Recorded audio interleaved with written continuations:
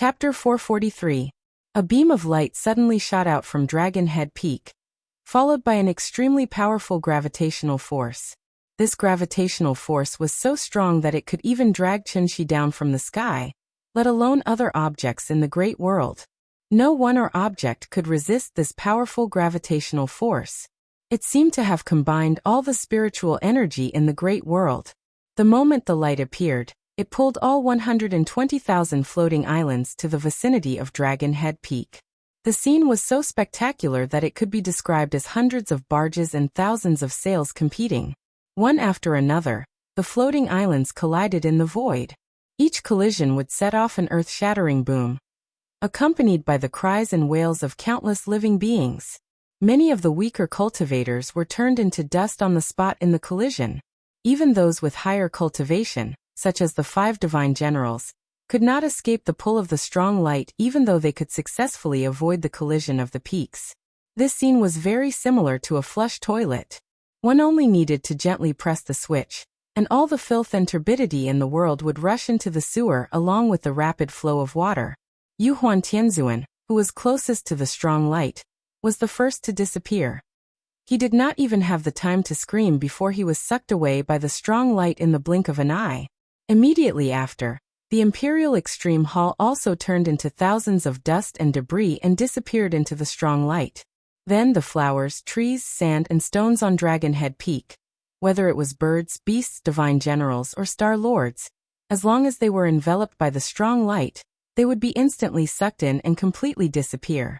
This strong light was like a white hole, crazily devouring everything in the great world. After swallowing Dragon Head Peak, it began to devour the surrounding floating islands, as if it would never be full. Qinshi bitterly resisted the strong gravitational force brought about by the strong light. He looked back at the square and found that it had completely turned into a white sphere of light. The strong light came from the central region of this sphere of light, and there was a strange black region at the edge of the sphere that looked like a ribbon in the void. In any case, Qinshi was someone who had seen big scenes. Therefore, after seeing such a scene, a term immediately popped up in his mind: a white hole. One must know that in the vast universe, in addition to the black hole that could even swallow light, there was also an existence with a completely opposite nature. This was the white hole. To put it simply, if the black hole was the entrance to a certain space, then the white hole would be the exit of this space. The black hole was responsible for swallowing, while the white hole was responsible for spitting. Once the Grand Pure Saint Ancestor's Sun-Moon Star formation was activated, all the objects in the large world would be gradually wrapped up in an inescapable net and stuffed into a white hole. Then, through the white hole, these objects would be sent to another unknown world. Qinshi didn't want to be sent to some strange place again. Therefore, when he realized the true function of the formation, he used all his strength and began to struggle madly. In any case, he was at the Dongshu stage. Thus, his efforts played a certain role in the end. As a result, he was able to successfully go against the current and arrive at the border of the heavenly network. The heavenly network was formed by the threads of law. Qinshi tried to touch it, but realized that these laws weren't something he could control at his current stage. Therefore, he immediately took out the sword in his hand and tried to tear this large net apart with brute force. However, no matter how hard he tried, the large net didn't budge. And as the inescapable net tightened, by the time most of the 120,000 floating islands had been swallowed up, Qinshi was like a fish in a net. She could only watch in despair as she was continuously dragged towards the white hole by the large net. F***ck. After some time, when Qinshi regained consciousness, he realized that he was in an unfamiliar vacuum environment. This vacuum environment was different from the dark space Qinshi had been in before. There were radiation, magnetic fields, rays, and various dust impurities that Qinshi was familiar with here. He calmed himself down and looked up. To his surprise, there was a gigantic planet beside him. Qinshi was shocked. He immediately flew out of the rubble and came to the star belt of this planet. Earthlings grew up looking at pictures of the 8 major planets in the solar system. Thus, Qinshi recognized it at a glance. This gigantic planet with a ring around it was none other than Saturn. Had he returned to the solar system? Thinking of this, Qinshi was suddenly excited. He quickly flew out of the star belt and went straight to the periphery of Saturn. A bright red star entered Chunxi's eyes, the sun. It really was the sun. The final trump card that the Taiching ancestor left for Heaven Capital was actually a teleportation array that led directly to the solar system. Chunxi looked back and saw that the 120,000 floating islands had all turned into ruins and were completely merged into Saturn's star belt. Yuhuan Tianzuan's aura was still there. Except for Taihua and the other two who were killed by Chunxi, the auras of the remaining 7 heavenly venerables were still there. They did not die because of the activation of the array. However, while the 10 heavenly venerables were fine, the residents of the Great World were in trouble. Only those whose cultivation had reached the golden core stage and above could maintain their vitality in the universe and luckily escape this disaster. However, even in Heaven Capital, there were only a few people whose cultivation had reached the golden core stage and above. As for those unlucky people whose cultivation had not reached the golden core stage, right now, they had already turned into ice-cold corpses one after another. There was no pain or wailing. Just like that, they died peacefully the moment the array was activated. There were at least tens of millions of them. Seeing this, even Chunxi, who had long been accustomed to death, could not help but feel sad at this moment. After this battle, the vitality of the ancient cultivators was greatly damaged. It also almost shook the foundation of Heaven Capital that had been passed down for tens of thousands of years. Chunxi originally only wanted to go to the Great World to find the Soul Mirror and use it to get Ying back. Who would have thought that this trip would be so complicated? Perhaps, the Taiching ancestor had considered the instability of the Great World from the beginning, so he deliberately left behind such an arrangement of cutting off the tail to survive and abandoning the rook to save the king. After all, Earth was their home and where their roots lay. Chunxi's cultivation was the highest, so he woke up the fastest. Thus, he quietly floated in the void and began to seriously consider the next problem of how to deal with the aftermath. Right now, the core strength of Heaven Capital was gathered in the solar system.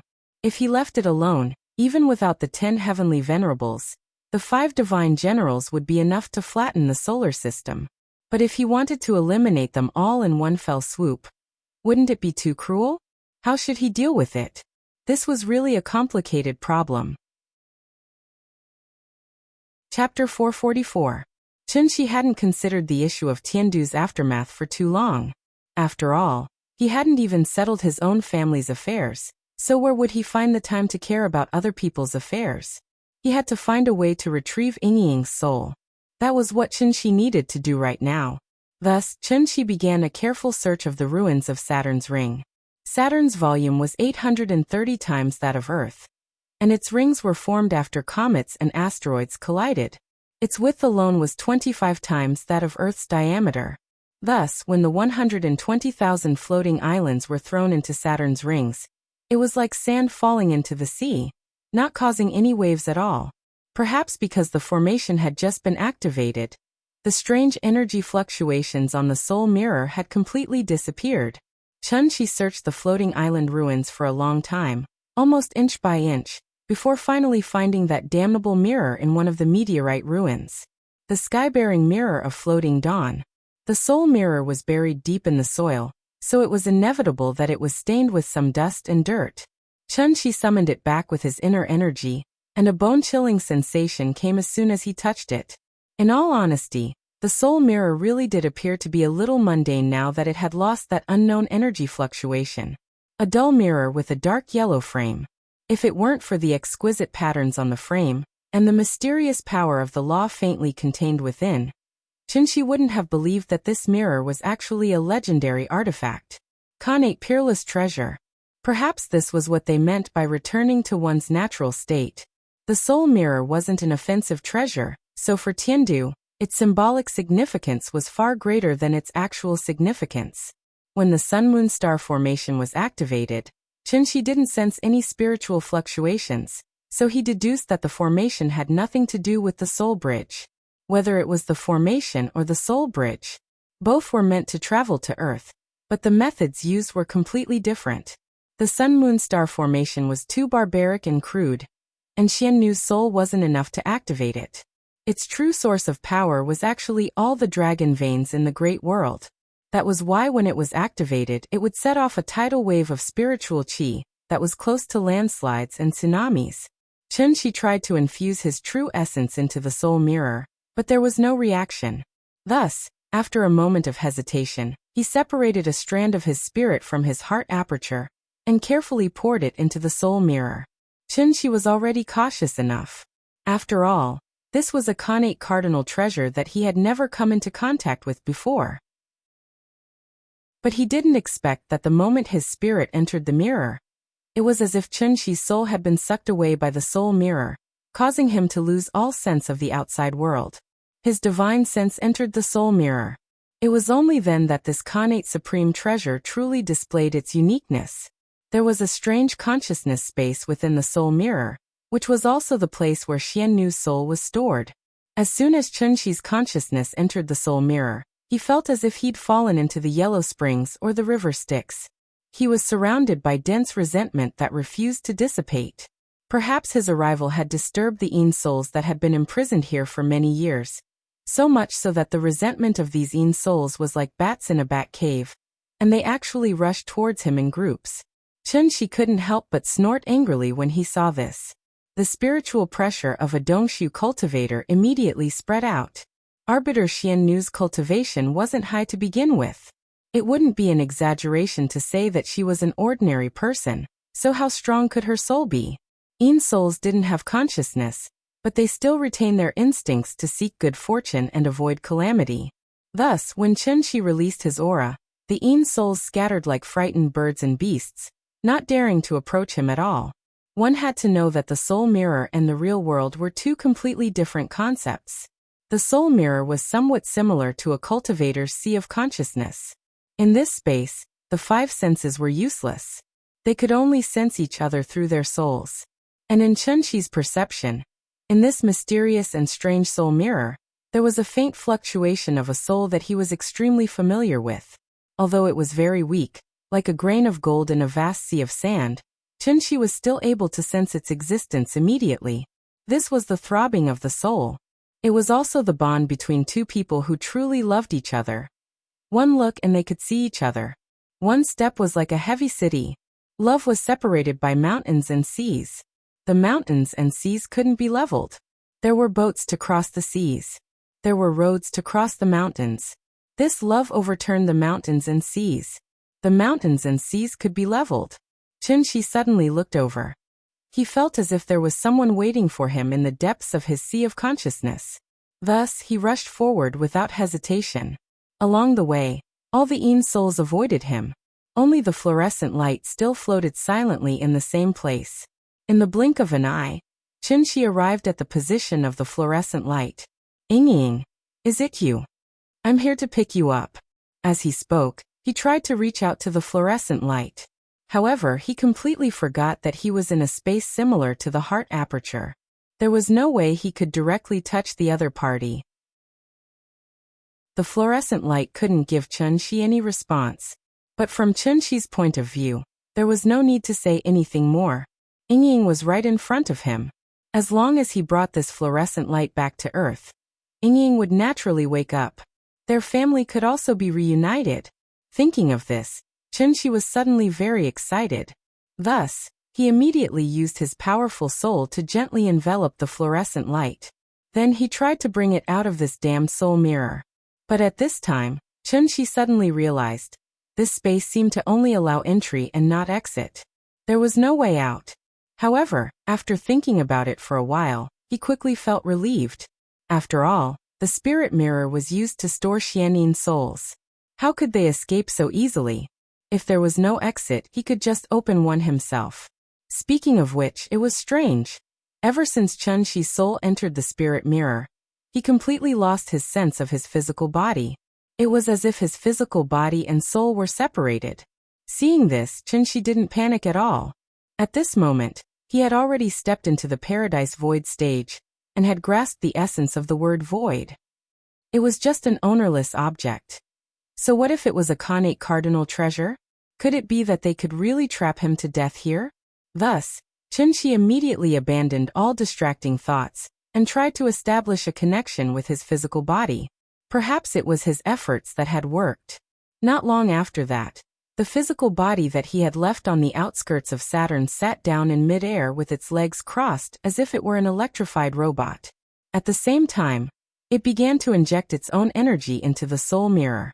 The spirit mirror was not Chunxi's magic treasure, and it didn't have an instruction manual.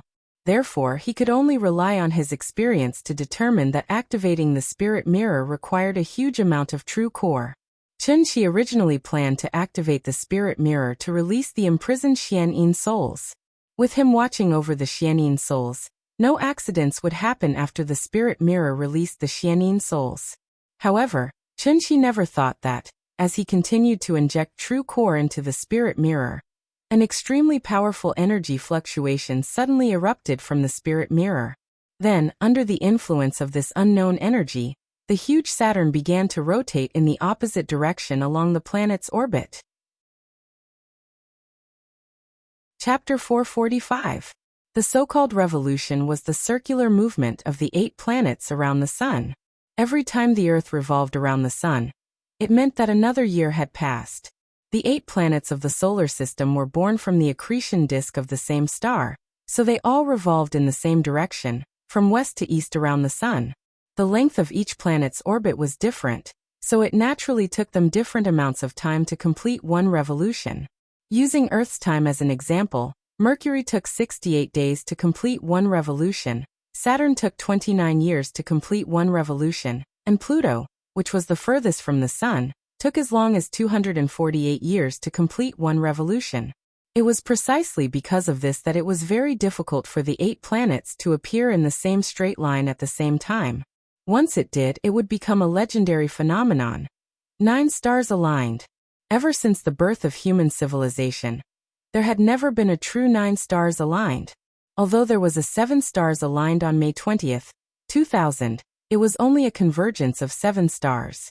The more planets there were, the more difficult it was for them to converge in a straight line at the same time. This was a geometrical problem.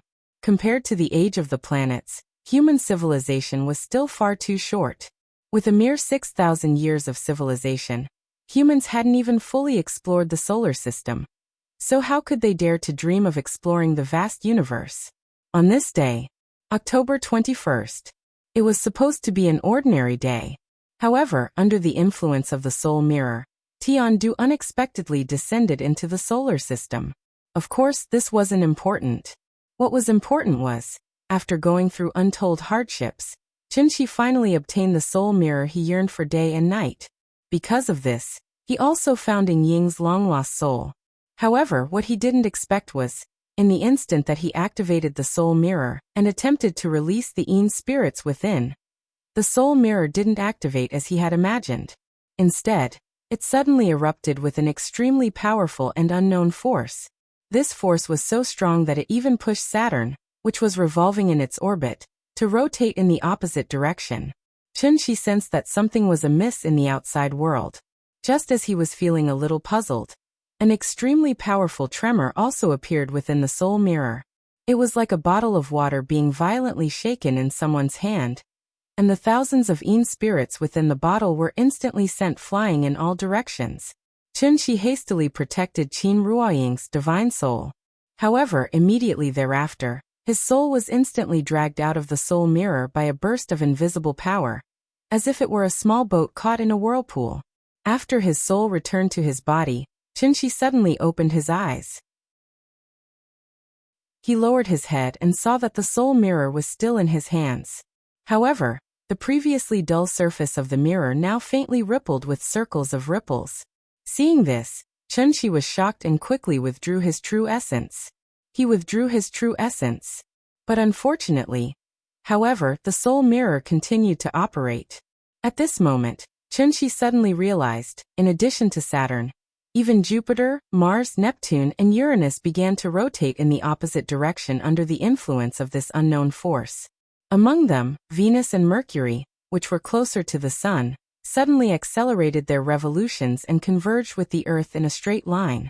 With the exception of Earth, the 8 planets all changed their respective orbital speeds and directions, converging into a straight line at a speed visible to the naked eye. In an instant, the alignment of 9 stars, a sudden phenomenon. After 10,000 years, this peerless formation set up by the Taiching divine ancestor was finally revealed to the world in its entirety. Even the great formation of sun, moon, and stars in the great world was actually only one of its subformations. The moment the alignment of 9 stars occurred, a large nomological net formed by the laws of heaven and earth vaguely appeared at the boundary of the solar system. This was something that had to be mentioned. The boundary of the solar system, which was the place where the sun's gravity could cover. There were as many as 100 billion comets there. These comets were gathered together by the sun's gravity, thus forming a spherical cloud, which was also known as the Oort cloud by scientists. If one were to look at it in another way, the Oort cloud could be seen as the atmosphere, and the comets within it could be seen as droplets of water vapor in the atmosphere. The moment the nomological net appeared, Chenxi was completely stunned. This large net was somewhat similar to the inescapable net in the great world, but it contained nomological attributes that Chenxi could not understand at all. One had to know that Chenxi had already stepped into the insightful void realm.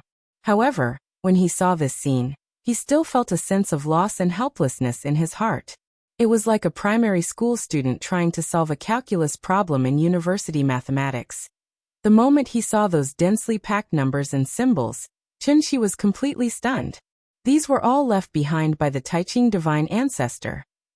The solar system was not like the great world. The area of 120,000 floating islands added together was at most equivalent to the area of Asia. But what about the solar system? Even if one flew at the speed of light, it would take an entire year to fly to the boundary of the solar system. And this was only the radius of the solar system. The more you know, the more you can recognize your own insignificance. To the current Chenxi, this sentence had become the supreme truth. At that moment, Chenxi even began to suspect. Had he returned to Earth from heavenly spiral? Before he had reached the insightful void realm, he naturally could not see the nomological imprints at the boundary of the solar system. And it was precisely because he could not see these nomological imprints that he, who was only at the soul formation stage, could fly into the solar system without any hindrance and then return to Earth without any hindrance. Now that he thought about it, Chenxi's heart was suddenly filled with a creepy feeling. It was too terrifying. He did not even know how he came back. He had originally thought that he would be able to roam the universe freely after reaching the soul formation stage. Who would have thought? Even in the periphery of a mere solar system, there was such a shocking net of laws. If it were not for someone secretly opening the way for him, how could he, who was only at the soul formation stage, so easily pass through this net of nomological laws? Everyone would more or less suffer from paranoia, and Chenxi was no exception. So, he was afraid.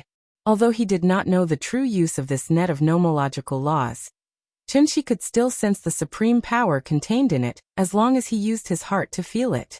This was an absolute power that was above the insightful void stage, and even the Tao integration stage. Perhaps only true immortals who had experienced the great tribulation of heaven and earth could control it. With this in mind, Chenxi felt as if the soul mirror in his hand was a hot potato that he could not throw away even if he wanted to.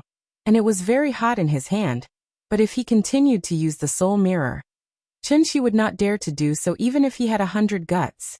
After all, Yingying's soul was still inside. Who knew how many secrets were hidden in this broken mirror? What if he caused some kind of trouble? What should he do then? Chenxi was stunned as he looked at the spectacular 9-star alignment in front of him. Chapter 446. With scruples in their hearts, they were no longer fearless. Most young people looked down on those mediocre middle-aged people. Little did they know that these middle-aged people were just like them back then. Fearless in life and fearless in death. Chenxi's fear did not originate from his heart, but from the outside world. This was because he had already become a middle-aged man from a young age. He had a lover, a child, and a family of his own. He was the sky of this family, the umbrella of this family, and the pillar of this family. So shouldn't he be afraid? If it was in the past, Chenxi would definitely continue to study the soul mirror. He would even try to erase the mark left behind by the Grand Pure Divine Ancestor and turn it into his natal magic treasure. But now, such thoughts did not appear in his mind at all. After all, Chunxi was already old. Back to the spectacular 9-star alignment, which could be called a space wonder. Under the push of the soul mirror, the 9 planets quickly converged into a straight line. From afar, it looked like a cannon was in place and ready to fire at any time. The 9-star alignment lasted for about 2 minutes. During these 2 minutes, Chunxi's mood was as tense as a string. He was afraid that the 9-star alignment would affect Earth, so he raised his essence, energy, and spirit to the highest point early on. If anything strange happened next, Chunxi would rush back to Earth immediately and take away Nian, Ying, and everyone else he cared about. He might not be able to stop the 9-star alignment, but it would not be easy to hurt his family in front of him. Chunxi had already prepared for the worst, but he did not expect. What happened next was completely different from what he had imagined. The 9-star alignment did not have any destructive impact on the solar system. The only thing that was affected was the large net of laws entrenched in the periphery of the solar system. He saw. The moment the 9 stars gathered, the large net that contained the unknown power of laws began to flicker faintly. If the 9-star alignment was a key, then the large net of laws was a door. All he needed to do was insert the key into the keyhole and twist it gently. This huge net of laws that had shrouded the solar system for over 10,000 years slowly loosened. The stars moved, and all living things were in the universe. The 9 stars returned to their positions, and the laws disappeared. After the invisible power from the soul mirror disappeared, the 8 planets and the degraded Pluto began to revolve in their original orbits. This rare spectacle of the 9 stars alignment was like an unreachable mirage. Apart from making Chunxi worry for a while, it didn't leave anything else behind. After a flash of white light, the soul mirror reverted back to its previous dull and lifeless state. At this moment, the large net of laws that made even Chunxi's heart palpitate completely vanished. Chunxi frowned as he looked at the distant Haute Nebula. That was the boundary of the solar system, and also the boundary between the solar system and the universe. He vaguely felt that he had accidentally triggered some sort of mechanism, so he could not help but want to go to the Haute Nebula to check it out. But after thinking about it, in the end, Chunxi suppressed the throbbing in his heart and flew towards Saturn's ring with the soul mirror in hand. The people from Celestial Capital were still unconscious. Once they woke up, these people would inevitably yearn for their former home, which would bring a huge impact to Earth. Chunxi did not want any external forces to interfere with the self-development of Earth's civilization, so he set up a large formation on Saturn's ring and imprisoned all the refugees from Celestial Capital in the formation. This was only a temporary measure. Ying had not woken up yet, and Nian was still waiting for him at home, so why would Chunxi waste too much time dealing with the refugees from Celestial Capital? It would not be too late to come back and clean up the mess in Celestial Capital after he dealt with the problems at home. Therefore, after hurriedly setting up the formation, Chunxi headed straight for Earth without looking back. Nian, I'm back. Chunxi did not know that at the same time he set off to return to Earth. Outside the distant Haute Nebula, a wooden boat was rushing into the Haute Nebula at an extremely fast speed. The Haute Nebula was made up of trillions of comets. Compared to it, the small wooden boat suddenly looked extremely small, like a microorganism under a microscope. 2 teenagers of 15 or 16 years old sat on the boat. One of them sat at the bow, holding a magic weapon that looked like an oar in his hand. Every time the teenager waved the oar, the wooden boat would suddenly rush forward tens of thousands of miles in an extremely strange way. Changhua, what are you doing? The teenager sitting at the stern was busy cultivating, so he did not pay attention to the direction the wooden boat was heading. At this moment, he looked up and found that the surroundings were full of comets of different sizes. He was so scared that his face turned pale. He quickly grabbed the corner of the teenager's clothes and shouted, "This is the Tianshu ruins. Do you want to die? Turn around. Turn around. I don't want to die here with you." Hearing this, the teenager called Changhua seemed to have gone crazy. He did not care about his companion's dissuasion. Instead, he waved the oar in his hand wildly, so that the speed of the wooden boat instantly increased by 30%. Seeing this, the teenager sitting at the stern was not willing to wait for death. He immediately raised his hands and directly launched an attack at the teenager who was driving the boat. The boat of friendship really capsized so easily. Changhua seemed to have expected this. Seeing that his companion was attacking him, he did not panic at all. He directly used the oar as a weapon and fought back. The two of them were about the same age, so their cultivation was naturally similar. Therefore, while Changhua was dealing with his companion's attack, he still had time to laugh and said, "Yifei, didn't you always say that the universe is so big that although you can't see it all in your life, you have to set foot in 2 or 3 places? The Tianshu ruins are right in front of you. Don't you want to go in and have a look?" Hearing this, the teenager called Yifei's face turned cold. He said hatefully, "The Tianshu ruins is known as an ancient forbidden area. Anyone who trespasses will die. Do you really think that these legends are only used to fool 3-year-old children?" "Ha ha ha ha ha. Are you afraid?" "Of course I'm not afraid of you." The teenager was arrogant to begin with. How could he endure such ridicule from his companion? Therefore, Yifei no longer showed mercy. He directly drew his long sword and fought with Changhua. The two of them fought back and forth, but they did not notice at all. The wooden boat had already gone deep into the Haute Nebula. When the wooden boat rushed out of the Haute Nebula, the two of them suddenly felt that their eyes were wide open, so they could not help but stop what they were doing. "This is the Tianshu ruins. We're actually here?"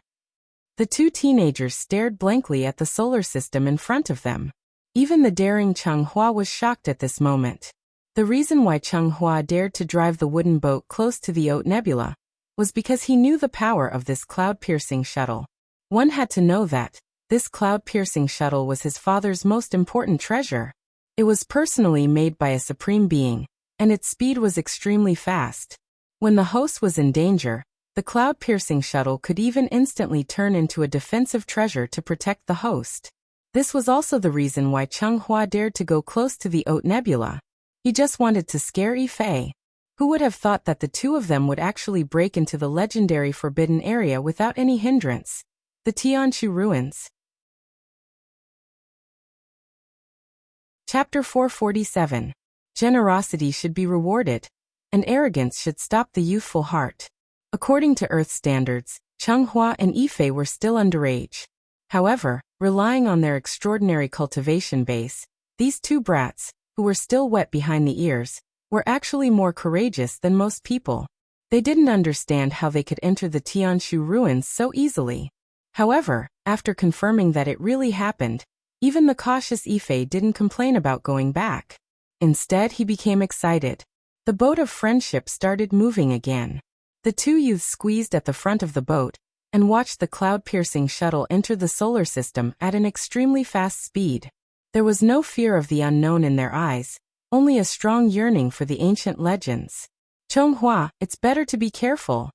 Rumor has it that the Tianshu ruins are the cultivation grounds of the ancient Almighty. Although there may be great opportunities hidden inside, there are also hidden dangers. Our cultivation levels are still low. Without this cloud-piercing shuttle, we wouldn't even be able to roam the stars freely. If there's some kind of formation on this planet, we'll probably die here today." As he spoke, Yifei pointed at Pluto, which was not far away. Pluto was only 1/3 the size of the moon. From afar, it didn't give off any sense of visual oppression. Dwarf planets like Pluto were extremely common in the universe. However, Pluto was inside the Tianshu ruins. Therefore, even though the two of them had roamed the stars since they were young, and were used to all kinds of dangers in the universe, they didn't dare to approach it at all.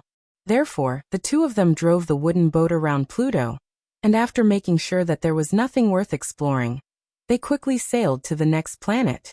In reality, the solar system was like an egg. The sun was the yolk, the space where the 8 planets were was the egg white, and the outermost Haute Nebula, which was covered with trillions of comets, was the eggshell.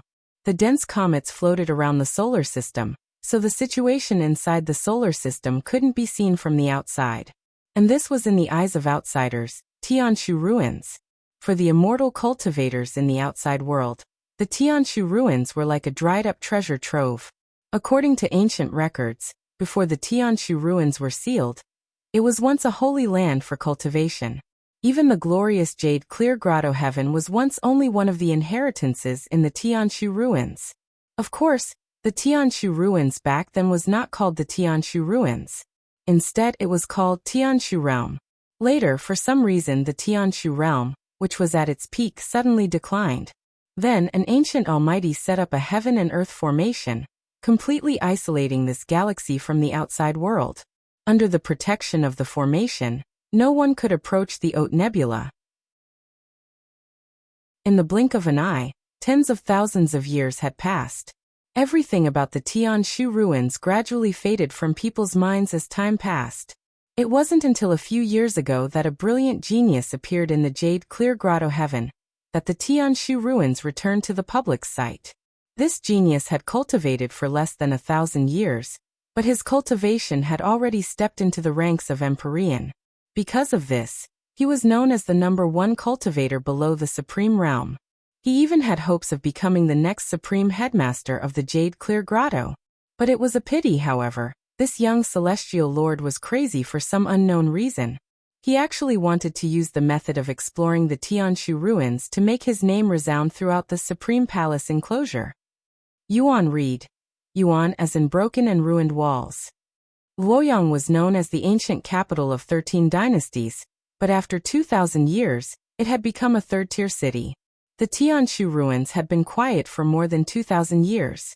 Tens of thousands of years had passed.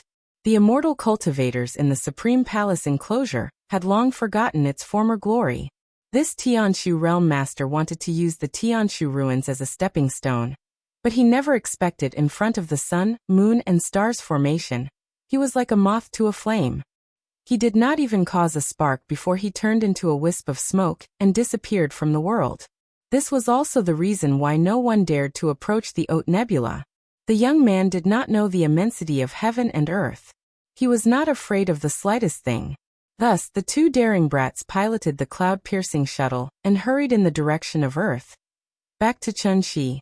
After imprisoning the people of Tiandu in Saturn's ring, he rushed back to Earth. Shangjing City, which he had not seen in a long time. The courtyard, which he had not seen in a long time. It was late autumn. The old locust tree in the courtyard had already shed its leaves.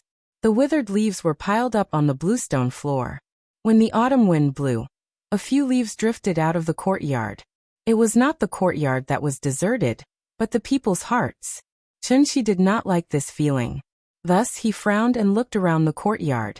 After confirming that his restrictions were not damaged, he immediately waved his hand and used his supreme cultivation to forcefully reverse the flowering of the plants in the courtyard. In an instant, it was as if spring had returned to the earth. Hundreds of flowers bloomed. Even the old locust tree in the courtyard suddenly grew lush green leaves. Accompanied by the overflowing fragrance of the flowers, Chunxi strode toward the west wing. It was now 4 o'clock in the afternoon in Shangjing.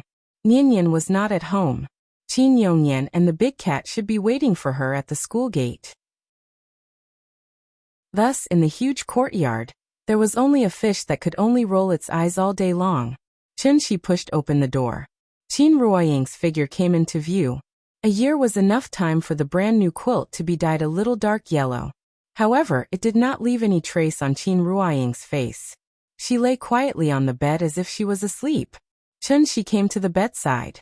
After smoothing out her hair that was messed up by Nianyan, he gently held his lover's hand. "Yingying, I'm back. I'm sorry. I've kept you waiting." As she spoke, Chunxi took out that damned broken mirror from her bosom. This was the first time he looked at a magic treasure so carefully. It was as if he was not looking at himself in the mirror, but Qin Ruoying in the mirror. This was a connate treasure. Not only did it involve the soul of Xiannu, but it also involved the great formation of sun and moon and stars. Thus, Chunxi did not dare to activate it lightly. He had found the soul mirror. Yingying had not woken up yet. So what was he waiting for? Chunxi hesitated for a long time. Then, as if he had finally come to a decision, he gently kissed his lover's forehead. Then he silently sat cross-legged next to Qin Ruoying. He prepared to let his soul enter the soul mirror again. Then, like last time, He would imbue the soul mirror with vital essence in order to activate it. This time, whether it was the explosion of the sky or the 9-star alignment, he must bring Yingying's soul out. Please remember the domain name of this book. 9 Heavens Divine Emperor Mobile Version Website. Chapter 448. Chunxi hesitated for a long time before he finally came to a decision. He planted a gentle kiss on his lover's forehead before he sat down next to Qin Ruoying with his legs crossed. He was prepared to let his soul enter the spirit mirror again, and infuse his inner energy into it to activate it just like last time. This time, whether it was the explosion of the heavenly capital or the 9-star alignment, he had to bring Yingying's soul out. It was fine when she didn't go home, but when she got home and saw that her lover was still lying quietly in bed, Chunxi's heart suddenly felt very uncomfortable. He was very upset because he had failed to protect Qin Ruoying. After all, for a cultivator who had reached the Dongxu stage, what was the point of cultivating if he couldn't even protect the woman he loved? Even if I lived forever, I would be nothing more than a soulless zombie without you by my side. Therefore, Chunxi was like a tortoise eating a scalpel this time. He was determined to rescue Qin Ruoying's soul. Even though he knew that activating the spirit mirror might lead to some unexpected things, he was not willing to wait any longer. He had waited for a long time. Yingying had also waited for a long time. He couldn't live without his lover, and Nianyan couldn't live without her mother. This family couldn't live without a mistress. Therefore, after Chunxi made his decision, he immediately infused his inner energy into the spirit mirror without hesitation. When he gave it his all, his inner energy was as vast and mighty as the Yangtze River, or as endless as the surging Yellow River. As the incomparably dense inner energy flowed into the spirit mirror, a strange white light suddenly lit up on the surface of the spirit mirror. Seeing this, Chunxi immediately held his breath and entered the white light again using the method of astral projection. It was still the same strange space of consciousness. However, after Chunxi entered, he suddenly realized that there were many subtle changes in this place. There were even some colors. One had to know that the space of consciousness was like a universe that had yet to be developed. Consciousness was an inexplicable and inexplicable thing. There was no concept of dimensions here, so the 5 senses were naturally useless. Everything could only be felt by the heart. As a result, everything he saw, heard, and even touched here. In fact, it was just a manifestation of one's inner consciousness. Therefore, theoretically speaking, there would not be any changes in the space of consciousness, because it did not have a proper form to begin with. But the strange thing was, this time, however, Chunxi's feelings were completely different from last time. In his perception, this originally chaotic space of consciousness seemed to have been split open by Panga's giant axe at this moment. There was a sky here, and suddenly there was a land. There was a dim yellow aurora in the sky and a dark green Styx river on the ground. Chunxi was now standing in the middle of the river Styx. The river was not deep, barely reaching his knees. Chunxi was a little surprised by the changes here. After carefully sensing for a while, he suddenly realized that the souls that had previously filled the entire space of consciousness had now all turned into fish in the river Styx, and were constantly rushing forward with the river Styx. Seeing this, Chunxi could not help but frown as he walked forward along the river Styx. He did not know how long he had walked. Only then did he finally find that familiar fluctuation of divine soul again. It was still that weak fluorescent light. Yingying's soul was there. Chunxi immediately ran toward the fluorescent light. However, as he got closer and closer to the fluorescent light, Chunxi's mood became more and more serious. Because he suddenly realized, the fluorescent light was at the end of the river Styx. Thousands of souls were following the river Styx and pouring into the fluorescent light.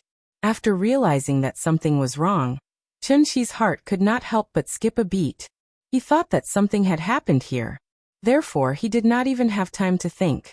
He immediately used his soul to wrap around the fluorescent light and tried to bring it out of the soul mirror. However, the strange thing was, this fluorescent light seemed to have taken root in the space of consciousness. No matter how Chunxi tried, the fluorescent light floated there quietly and did not move at all. After all, Chunxi was now an immortal cultivator at the Dongshu stage. Even if he had left his physical body, his soul should still be extremely powerful. However, no matter how hard he tried, the fluorescent light did not move at all. After a few fruitless attempts, Chunxi was instantly enraged. After hearing a wild roar, an extremely strong golden light suddenly erupted from his body. Then, this golden light was like the sun rising from the east, instantly illuminating half of the space of consciousness and completely enveloping the fluorescent light. At the same time, Chunxi's reckless behavior seemed to have affected the river Styx below. As a result, the river Styx suddenly dried up. Countless souls were like startled birds, instantly turning into soul bodies and flying out in all directions. The chaos had not even split, but it was already so severely injured. How powerful was Chunxi's soul? What had entered the soul mirror before was only a wisp of it.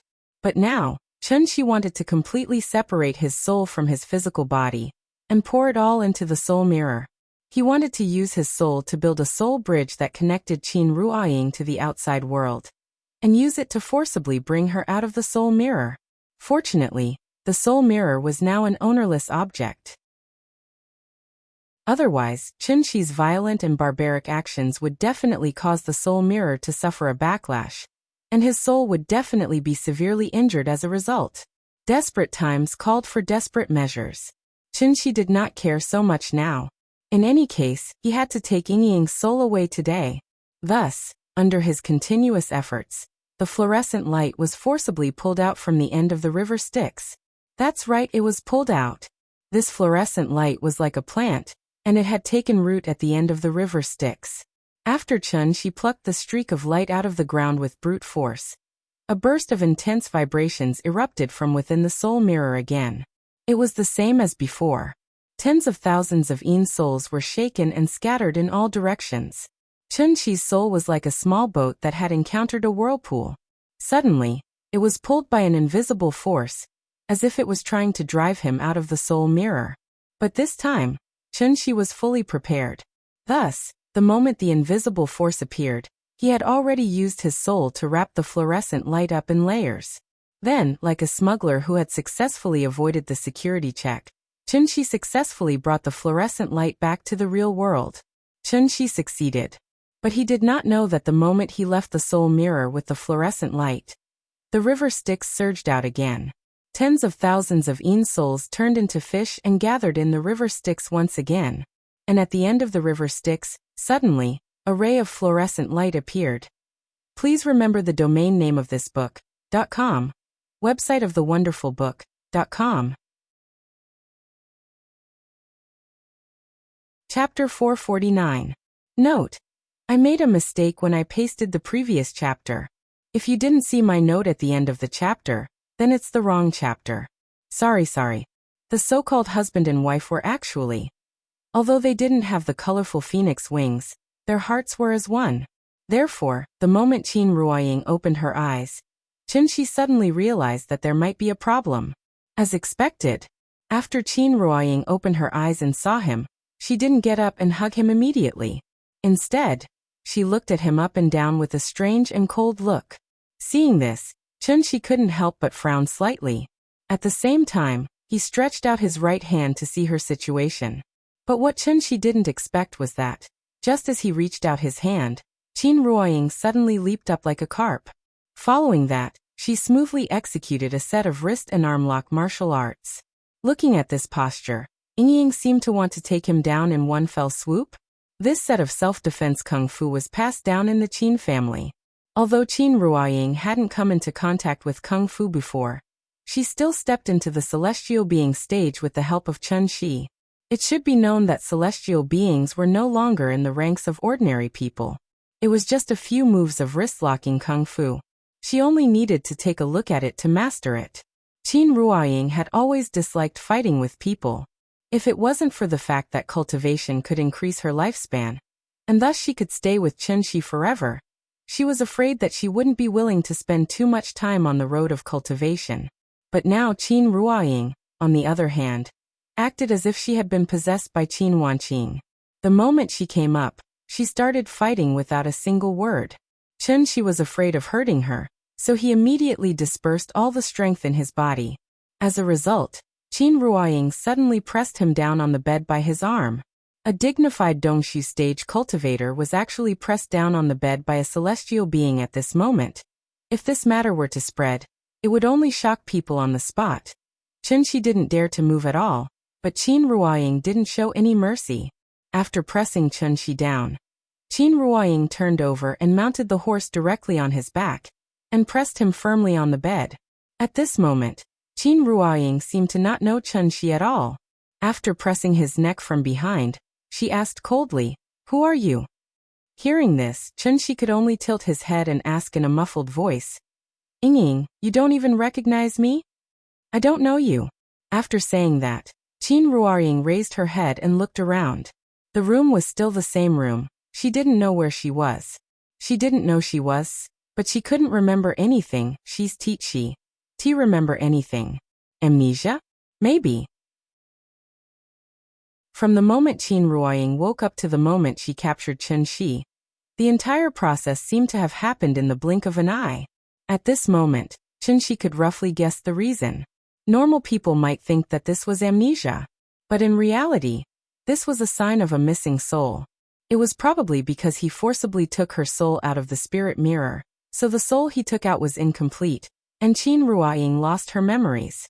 After figuring out the crux of the matter, Chunshi's originally tense mood immediately relaxed. It wasn't a big problem, it was just that her soul was missing. At worst, he could go to the spirit mirror later, and the problem would be solved. However, Qin Ruoying's attitude towards him made Chunshi, who was used to Ying's gentleness and consideration, suddenly feel like he was enjoying himself. In this world, other than Ying, which woman could ride on his back? Nian was still young, so she couldn't be considered a woman. Qin Ruoying rode on Chunshi's back, and her two legs were straddling Chunshi's waist. Therefore, the roots of her thighs were tightly pressed against Chunshi's waist, and he was firmly sandwiched between them. Although she used a lot of strength, this strength was not even enough to tickle Chunshi. Therefore, Chunshi was not in a hurry to struggle. Instead, he lay on the bed and silently felt the softness coming from Ying's thighs. TSK, this feeling, it was really bouncy, full and alluring. He was used to eating a lady from a noble family, who was as gentle as water. Suddenly, she was replaced with an ice beauty who was as cold as ice. The taste was simply wonderful. If Qin Ruoying knew what he was thinking, she would probably raise her hand and slap him across the face. Men are all pigs. Chunshi was like a dead fish, lying on the bed and not moving at all. At this moment, Qin Ruoying seemed to have realized that her posture was a little indecent, so she immediately jumped up from his body and went straight to the door of the west wing. Chunshi was busy savoring the feeling, and when Qin Ruoying left, it instantly made him feel a sense of emptiness, so he hurriedly got up and chased after her. Ying, don't run around. Where are you going? Seeing that Chunshi was chasing after her, Qin Ruoying turned her head and glared fiercely at him. Chunshi had no choice but to hurriedly take a few steps back, and then put on an old face, indicating that he would not go near her. After that, Qin Ruoying then turned and walked out of the west wing. When she walked out of the house and saw the beautiful scenery of hundreds of flowers in full bloom, Qin Ruoying could not help but smile. Ying had always liked flowers and trees, so the courtyard had long been filled with potted plants by Chunshi. When Chunshi returned home, he had conveniently changed the flowering period of the plants in the courtyard, but he did not expect that it would come in handy at this moment. Even if Qin Ruoying lost her memory, this hobby did not seem to have changed. Thus, she quietly stood in front of a lily and carefully savored the faint fragrance coming from it. Until this moment, Chunshi felt as if he had seen the lover that he was so familiar with. Ying was still Ying. She had not changed, and he had not changed either. Qin Ruoying minded her own business in the courtyard, admiring the flowers by herself. Chunshi obediently waited by the side, feeding the fish in the fish tank from time to time. The two seemed to be strangers, but in fact, there was a faint bond between the two. Just like a young couple quarreling on the street, the girl walked quickly in front, and the guy followed far behind her. Even if the passers-by did not know them, they would immediately realize The two of them should be a couple. They seemed to ignore each other, but in fact, they had been ruthlessly abusing the single people on the street. Yes, this was the feeling. The strange ambiguous atmosphere did not last long. When Chun-Chi noticed that someone had walked into Dongming Alley, a faint smile suddenly appeared on his face. Calculating the time, Nian should be home from school. I wonder. The moment she saw her parents, what kind of expression would she have on her face? Anyway, no matter what expression she had, that little face would definitely be very cute, right? Chapter 450. In the golden autumn of October, the smell of osmanthus wafted through the air. Whenever it was the middle of October, there would always be a sudden gust of wind in Shangjing. It seemed to indicate that the weather was about to turn cold, and that everyone should wear more clothes. The bus stop sign was not at the entrance of Dongming Alley, but at a crossroad 300 meters away from the alley. After the little girl got off the bus, she immediately felt a burst of cold air rush up her back, so she couldn't help but hug her school uniform tightly. Looking at her pitiful appearance, Qin Yongyan smiled as he picked up the little fellow from the ground. Using his own inner strength, he chased away the chill in her body before quickly bringing her to the entrance of the alley. Every day, they would get on and off the bus here on time. Of course, the difference between the little girl and the other children was that in addition to being picked up by her grandfather, she was always accompanied by a steady companion and pet, the big cat. When they got home, Qin Yongyan would personally cook for the little girl, and the little girl would obediently return to the West Wing. She would either play with the big cat for a while, or watch TV for a while waiting for dinner. This was the daily routine of the grandfather and grandson pair. Usually at this time, the big cat would quickly jump off the bus roof, and then slowly walk behind the grandfather and grandson pair. Similar scenes kept repeating. But the big cat's behavior today was a bit strange. As soon as it returned to the entrance of the alley, it seemed to have discovered something. After lying on the ground and sniffing a few times, it was like a dog, with its tail between its legs. It jumped up the wall and onto the roof. Even Qin Yongyan didn't have time to react before the big cat's figure completely disappeared from the top of the wall. Meow. Then the big cat started to cry from the other side of the wall. But, as soon as its voice sounded, it was as if something was stuck in its neck, and it suddenly stopped. Qin Yongyan felt that something was wrong. After more than a year of living together, he and the big cat were very familiar with each other, so even if the big cat only cried out softly, Qin Yongyan could roughly distinguish its thoughts based on the pitch of its voice. The big cat's cry was so strange that Qin Yongyan couldn't tell what it meant. Considering that the big cat was different from other animals, once it barked, something must have happened. Therefore, Qin Yongyan quickly carried the little fellow back to the courtyard. Wow, grandfather, have the flowers bloomed?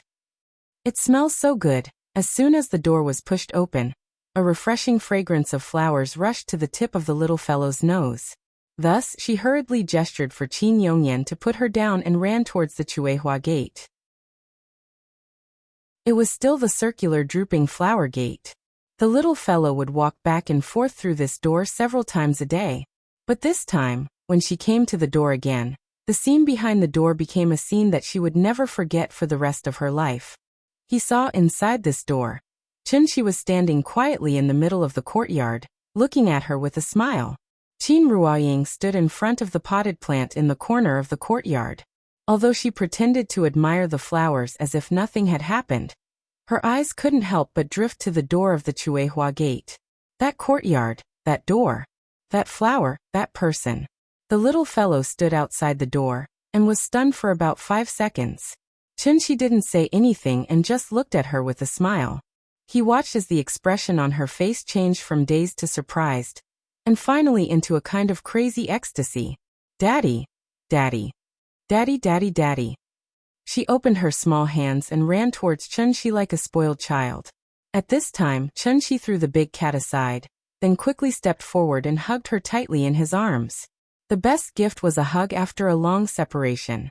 This kind of hug didn't just come from love. It could also come from family. Daddy, I missed you so much. I missed you so much. Chun-Chi squatted on the ground.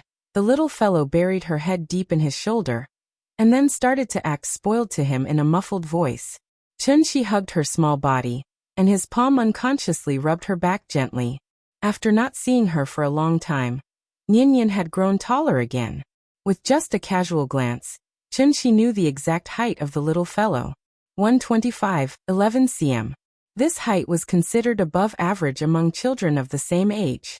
According to this trend, Nian should be like her mother in the future, with a pair of straight and slender legs.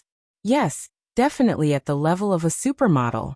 Although Chun-Shi had been away for more than a year, the little fellow didn't look like him at all. Instead, she was more clingy to him than before. The father and daughter were lovey-dovey for a long time. The little fellow refused to let go for a long time, as if she was afraid that if she let go, Chun-Shi would leave again. When the little fellow was tired of being lovey-dovey in Chun-Shi's arms, her eyes naturally drifted to Qin Ruoying. "Mommy, you're awake." As she spoke, the little fellow pushed Chun-Shi away, as if she wanted to run to Qin Ruoying. But at this time, Chun-Shi suddenly pulled her back. "Nian, wait a minute. Mommy has just recovered, and now there are still some sequelae. She can't even recognize Daddy. Just like an injured small animal, if we get too close we may scare her, and then her old illness will relapse. So you'd better not go over now. Let's give her some space and let her be alone. When Mommy's illness is fully recovered, we'll go out to play as a family, okay?" After hearing that Daddy did not allow her to get close to Mommy, the little fellow's mouth immediately pouted. She was still very obedient, so she immediately retracted the leg that she had stepped out. But, although she retracted her leg, her little eyes were still fixed on Qin Ruoying. That pair of big watery eyes stared at Qin Ruoying, and Qin Ruoying could not help but frown. The reason why she did not leave immediately was that everything in the courtyard gave her a familiar feeling, and she had no place to go. Even if she had lost her memory, Qin Ruoying still felt that the little girl in front of her was very familiar. This feeling was even more familiar than the one that Chun-Shi gave her. After all, Chun-Shi was only her lover, and this little fellow in front of her was a piece of flesh that had fallen from her body. Therefore, Qin Ruoying just frowned and looked at the little fellow. She stood still on the spot. The little fellow remembered Daddy's teachings, and even if she wanted to go forward, she did not dare to. This strange atmosphere lasted for a few seconds. When Chun-Shi realized that something was wrong, his mind suddenly throbbed, so he softly whispered in the little fellow's ear. "Nian, why don't you go and try? Mommy doesn't know me, but maybe she knows you. Don't worry, if Mommy does anything strange, Daddy will pull you back immediately. Just like going to the zoo to see an orangutan." Chun-Shi carefully reminded the little fellow of the rules of entering the garden. However, he forgot the most important point, and that was, Qin Ruoying was already a celestial being. Therefore, if he did not use telepathy, every word that he said to the little fellow would be transmitted to Qin Ruoying's ears.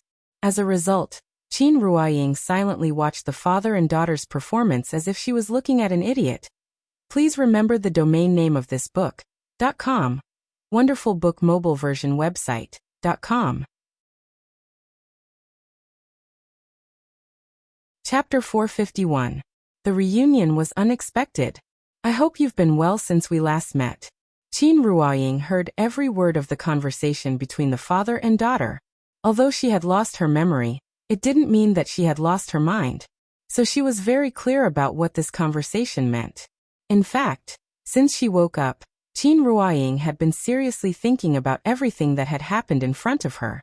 The reason why she was able to remain so calm and collected was simply because that was her personality to begin with. At this time, although Qin Ruoying didn't wear a sign on her face at all times like Qin Wanqing with the words "keep away" clearly written on it, she still gave people a feeling that it was difficult to approach her. After losing the emotional bond between her and Chun-Shi, she finally showed her true self.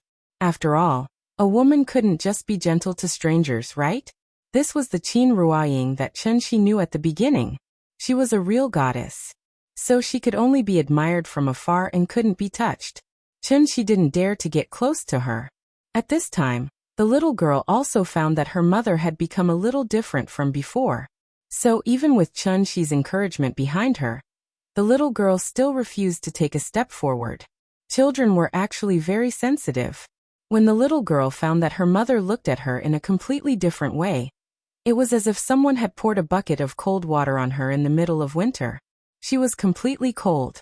It wasn't that she didn't want to, but she didn't dare. Seeing this, Chun-Shi had to whisper a few words of encouragement in the little girl's ear.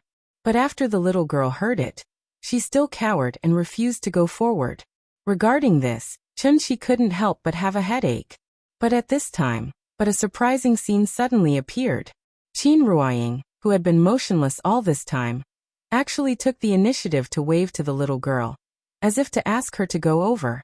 Seeing this, how could the little girl hold back? Almost instantly, she took a step forward and directly pounced on Qin Ruoying. Mother! Mother! You're finally awake. I miss you so much. As soon as he got close to Qin Ruoying, the little guy suddenly hugged her waist and buried his head in her waist, acting very coquettishly. At that moment, Qin Ruoying's body clearly stiffened. But then, she took the initiative to place her hand on the little fellow's head and gently stroked it. Qin Ruoying didn't know why he was so close to this little girl. After being hugged tightly by her, Qin Ruoying faintly felt a strange yet familiar intimacy. Could it be? Am I really her mother? Thinking of this, Qin Ruoying couldn't help but turn to look at Chun-Shi. At this time, Chun-Shi was smiling from the bottom of his heart because of their reunion. It was fine even if he didn't laugh. This smile made Qin Ruoying's face turn cold.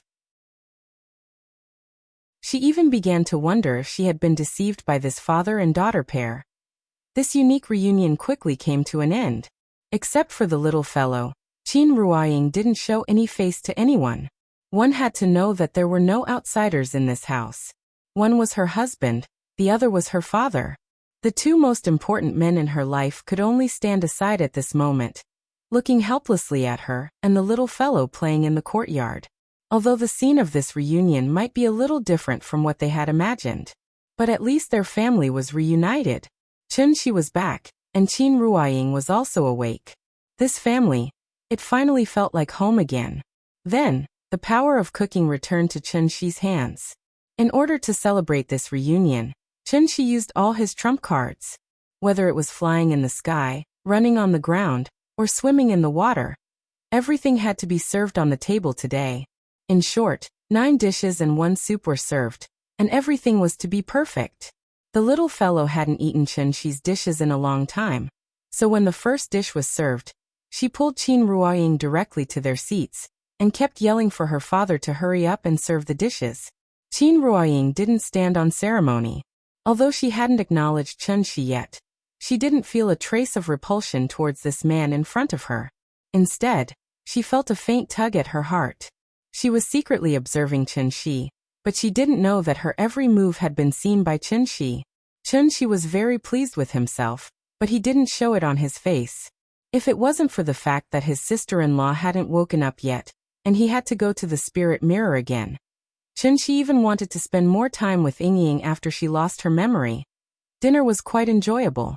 During the meal, Qin Ruoying didn't say a word, so the little fellow naturally became the communication bridge between her parents. Under Chun-Shi's instructions, she kept yelling for her mother to eat. That silly little look of hers made Qin Ruoying chuckle. Qin Yongyan had never liked to interfere in his children's affairs. Seeing that Chun-Shi had returned safely, he could naturally take off the burden on his shoulders. Therefore, after confirming that Qin Ruoying's amnesia wasn't a big problem, he hastily ate his dinner, and then went back to his room to shut himself in. After dinner, the sky had already darkened. By the time Chun-Shi finished cleaning up the table and chairs, the little fellow had already pulled Qin Ruoying back to the west wing to watch cartoons. Chun-Shi hesitated for a moment outside the door. Just as he was about to step into the room, Qin Ruoying's cold voice sounded from inside the room. "Get out!"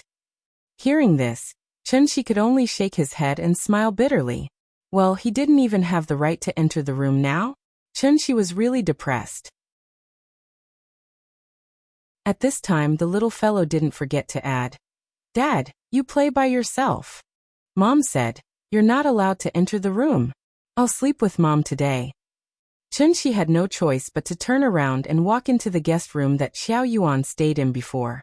As early as when Chun-Shi left, Qiao Yuan had already successfully entered a multinational company as an intern under Gu Lao's introduction, so the tea house was completely closed. Chen Shi lay on the bed, thinking about how to reopen the tea house tomorrow, while listening to the movements in the room next door. Although Qin Ruoying lost her memory, she still had a kind of heartfelt care for Nian Nian. This also made Chen Shi feel very gratified. Yingying was still the same Yingying. Although incomplete, she was still the Yingying that he couldn't help but be fascinated by. Qin Ruoying seemed to have forgotten how to cultivate, so when the little fellow fell asleep, she silently lay on the side. Chen Shi was on this side of the wall. She was on the other side of the wall. Please remember the domain name of this book. 9 Heavens God Emperor Mobile Version Reading Website. Chapter 452. It was night. It was a dark and windy night. Without alerting anyone, Chen Shi quietly slipped into the east wing from the guest room. After returning home this time, he actually had a lot of urgent matters to deal with. The first in line was Qin Ruoying, then the second in line was, naturally, it was his sister-in-law. Qin Xueqing was lying quietly in the east wing. The furnishings in the room were almost exactly the same as 2 years ago. Under the protection of Chen Shi's restriction, not to mention thieves, even Wang Chuanju could only look at her daughter through the window. Although Qin Xueqing had a bad temper, her heart was still quite soft. She definitely belonged to the type that was tough on the outside but soft on the inside.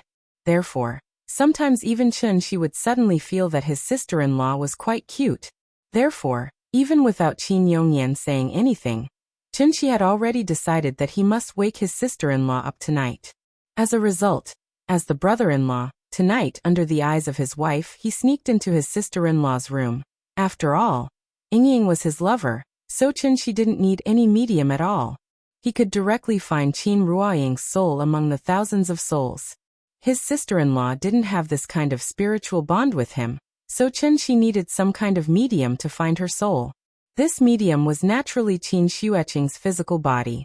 Qin Xueqing was still wearing the white training clothes that she wore before she fainted. After Chen Shi pushed open the door and entered, the first thing that came into his sight were the 2 towering mountains. His wife was in the opposite room, but as the brother-in-law, he sneaked into his sister-in-law's room in the middle of the night. Although he did it to do a good deed, this kind of feeling was somewhat strange. Moreover, with Chen Shi's cultivation, what difference did it make if his sister-in-law wore clothes in front of him? Of course, Chen Shi was not a lecherous and wretched person, so he immediately withdrew his divine sense, then closed his eyes and came to Qin Xueqing's side. Chen Shi sat down beside his sister-in-law with his legs crossed, and placed the soul mirror flat on her forehead before sending his consciousness into it again. As the saying goes, unfamiliar the first time, familiar the second. With the previous 2 experiences under his belt, Chen Shi was already very familiar with the process of entering the soul mirror again. It was still that space of consciousness. But this time, however, the space of consciousness that Chen Shi saw was different from the last time. Instead, it was like before the chaos was formed. The dim aurora and the green nether river were gone. All that was left were thousands of unconscious souls drifting about in the chaos. After Chen Shi arrived, the thousands of Yin souls immediately fled in all directions as if they were avoiding the god of plague. Seeing this, Chen Shi did not have any suspicions. After he poured his inner yuan into Qin Xueqing's body, a glimmer of light appeared between Qin Xueqing's eyebrows. Then a wisp of Yin soul flew out from the thousands of Yin souls, then went straight to Chen Shi's side, and began to circle around his soul. Chen Shi observed carefully, and after confirming that this wisp of Yin soul had Qin Xueqing's aura, he wrapped it with his own soul, and brought it out of the soul mirror. After Chen Shi released this wisp of Yin soul, it directly disappeared into Qin Xueqing's forehead. Then Qin Xueqing's eyelids trembled slightly. Seeing this, Chen Shi did not show any joy on his face. Instead, he suddenly frowned, because he realized that the entire process was unbelievably smooth. It was different from when he was searching for Yingying's soul. This time, it felt as if the soul mirror had taken the initiative to return Qin Xueqing's soul to him. How could Chen Shi not find this strange? After all, the soul mirror was a connate treasure. Chunshi would not be surprised if an artifact spirit was born from it. At this thought, Chunshi immediately held the soul mirror in his hand and began to seriously think about everything he saw in the soul mirror. Why was it so easy to find his sister-in-law's soul after he spent so much effort to find a part of Yingying's soul? Also, what was the situation with the Nether River? Why did Yingying's soul appear at the end of the Nether River? Previously he had been anxious to find Qin Ruoying's soul, so Chunshi did not pay too much attention to these details. He thought that these images were just projections of his consciousness. Qin Ruoying was very important to him. After this thought was projected into his consciousness, it naturally made sense that Qin Ruoying's soul was at the end of the Nether River. But the problem was, the soul mirror wasn't his magic treasure. How could it be affected by his consciousness and place Yingying's soul at the end of the Nether River? Moreover, when he brought out Qin Ruoying's soul, the resistance was so great that Yingying lost a part of her soul. So why was it so easy and smooth when he brought out his sister-in-law's soul? The more Chunshi thought about it, the more he felt that something was wrong. Abnormal things in the world were strange. This was just too strange. How many more secrets was this broken mirror hiding? At this thought, Chunshi prepared to let his soul out of his body again and explore the soul mirror. However, right at this moment, Qin Xueqing suddenly opened her eyes. The soul state was unconscious, so Qin Xueqing's memory was still stuck at the time before she fell into a coma. Therefore, when she opened her eyes and saw Chunshi sitting by her bed, Qin Xueqing was stunned. Chunshi was so focused on the soul mirror that he did not notice that Qin Xueqing had woken up. Although Qin Xueqing was almost 30 years old, she was still an unmarried virgin. She had never even held hands with anyone. It was already the middle of the night. How could Qin Xueqing not be shocked when a man like Chunshi suddenly appeared by her bed? Brother-in-law sneaked into her room? How was she going to face people in the future? Her sister-in-law had a bad temper. After being provoked, he went berserk on the spot and directly kicked at Chunshi's waist. This kick, she had used 120% of her strength. After all, Qin Xueqing had already stepped into the heavenly man stage and was a genuine golden core stage cultivator. At such a close distance, plus the fact that Chunshi was completely unguarded. Therefore, by the time Chunshi reacted, her leg had already kicked Chunshi's waist, crack. With a muffled sound, her sister-in-law's right leg was immediately fractured. Then, her entire body was thrown away by Chunshi's protective chi like a rag doll that had been casually thrown away. If Chunshi had not used his true essence to catch her in time, Qin Xueqing would have crashed through several walls before falling to the ground. Hey that, Chunshi tried to explain, but Qin Xueqing did not give him a chance to explain. Instead, she pointed at the door and shouted, "Get out! Get out of here!" Okay, don't be agitated, I'll go out now. He had clearly come to do a good deed, but in the end he was like a thief who had been caught red-handed in this regard. Chunshi could only helplessly shake his head and then run out of the east wing like he was escaping. It was bad enough to be misunderstood by his sister-in-law. Who would have thought? As soon as Chunshi walked out of the east wing, he met Qin Ruoying's cold gaze head-on. How sharp were the eyes and ears of a heavenly man. As soon as Qin Xueqing made a sound, she had already gotten up to check on the situation. After seeing Chunshi come out, Qin Ruoying did not say a word. After a bang sound, she closed the door and went back to the room to comfort the little fellow who had just woken up. Chunshi stood in the courtyard with a helpless expression. He looked left and right at the east wing, then at the west wing, only to feel a chill in his heart. This was great. The yellow mud had really fallen into his crotch. Even if it was not sh*t, it was sh*t. Then Chunshi gloomily set up a soundproof restriction in the courtyard. Please remember the domain name of this book. .com. Wonderful book mobile version website. .com. Chapter 453. There were 8 immortal arts. Pills, talismans, weapon formations, and witchcraft. They were pills, talismans, weapon refinement, formations, casting, witchcraft, and puppetry. The first 4 were more commonly used. Basically, every orthodox cultivator would gradually learn and master them as they cultivated. The last four, on the other hand, weren't all that impressive, so only those with crooked paths would focus on them. No one was perfect, including Chunxi.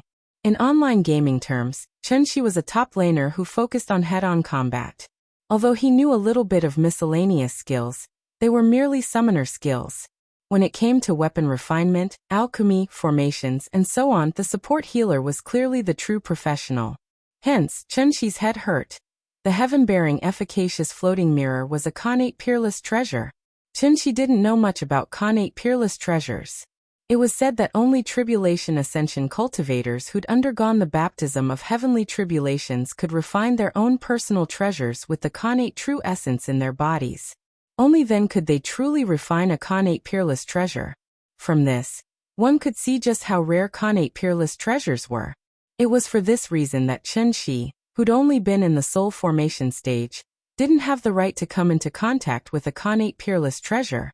Of course, even if Chunxi had obtained a Khanate peerless treasure by chance, that didn't mean he could use it for himself. The logic was actually quite simple. It was like a poor bastard suddenly obtaining the keys to a Ferrari. He probably wouldn't even know how to start the engine after getting in. There were many types of treasures. Judging from how the soul mirror had been activated a few times, it was most likely a support-type treasure. Support-type treasures were usually refined for specific situations and weren't very practical. Hence, after the Grand Pure Divine Ancestor passed away, the soul mirror had been placed in the Imperial Hall to collect dust. The soul mirror was far beyond what Chunxi could grasp. Hence, he couldn't find the correct way to activate it after flipping the mirror over and over again for an entire night. Speaking of which, it was strange. After Chunxi brought out his sister-in-law's soul, the soul mirror suddenly shut down like a phone with no battery. After that, no matter how hard he tried, he was unable to let his spirit enter it again. It was as if the soul mirror had been reduced to an ordinary item, and the space of his consciousness had been completely shut off. He couldn't very well try to break open the soul mirror, could he? Magic treasures needed to be recharged. Soul mirror had created a white hole to engulf a large world, then forcibly reversed the orbits of the 9 planets, thereby expending a lot of energy. Was that why it needed some time to recover?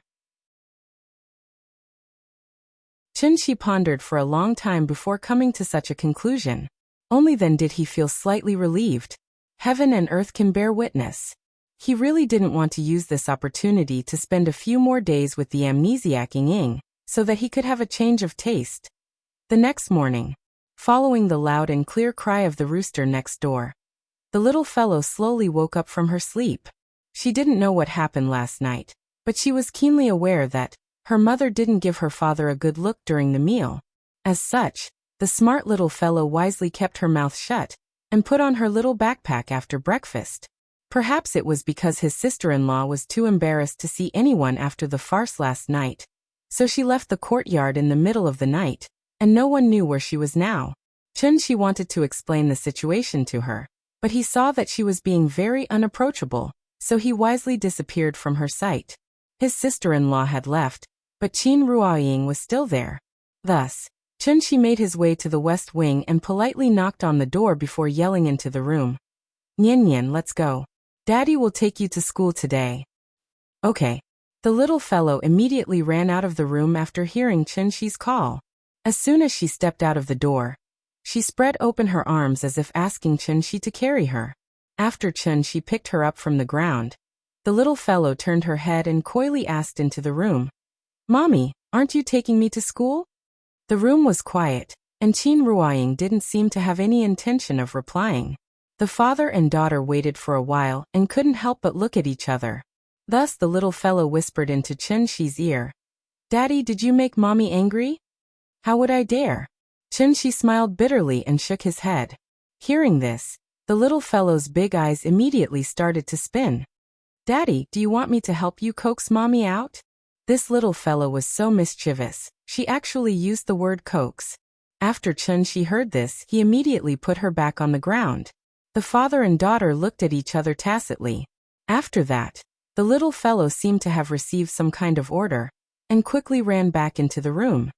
"Mommy, take me to school. Let's take the bus, it's fun. You haven't been to my school yet." The teacher said she wants to see you. Come on, come on. No matter how the little fellow acted coquettishly, Qin Ruoying didn't reply. In fact, since she woke up, she hadn't said more than 10 words. She was like an observer from outer space, coldly watching everything that happened around her. She only listened, but didn't speak. She didn't speak, nor did she chase the little fellow away. The little fellow grabbed her hand tightly, shaking her head and wagging her tail, constantly acting coquettishly. Finally, Qin Ruoying seemed to be convinced. As soon as she stood up, the little fellow began to drag her out with all her might. Of course, if she didn't want to go out, how could the little fellow pull her? Qin Ruoying did go out, but she still didn't give Chen Shi a good look. She didn't even look at Chen Shi, as if such a big person didn't exist. Therefore, the little fellow held her father's left hand and her mother's right hand, like a bridge between the two. Time to go to school. The sun shines in the sky, the flowers smile at me. The little bird says good morning. Why do you carry explosives on your back? Like the most ordinary family of 3, the little fellow pulled the couple onto the bus to school. Chen Shi and Qin Ruoying didn't speak on the way, but the little fellow seemed to have been injected with stimulants, chattering nonstop along the way, even disturbing the passengers on the side. After Chen Shi apologized to the nearby passengers in a low voice, he didn't stop the little fellow from continuing, but motioned for her to speak softly and slowly. Dad was listening carefully. Big things like arguing with others, small things like who borrowed her eraser. The little fellow chattered nonstop, and Chen Shi listened with interest. And at this time, after getting on the bus, Qin Ruoying, who had been looking out of the window, finally looked like a sculpture that came to life. She turned her head, her eyes paused on Chen Shi's face for a second, and then completely focused on the little fellow, looking at Nian Nian's little face that had turned red with excitement. At that moment, Qin Ruoying couldn't help but reach out and pinch her little face.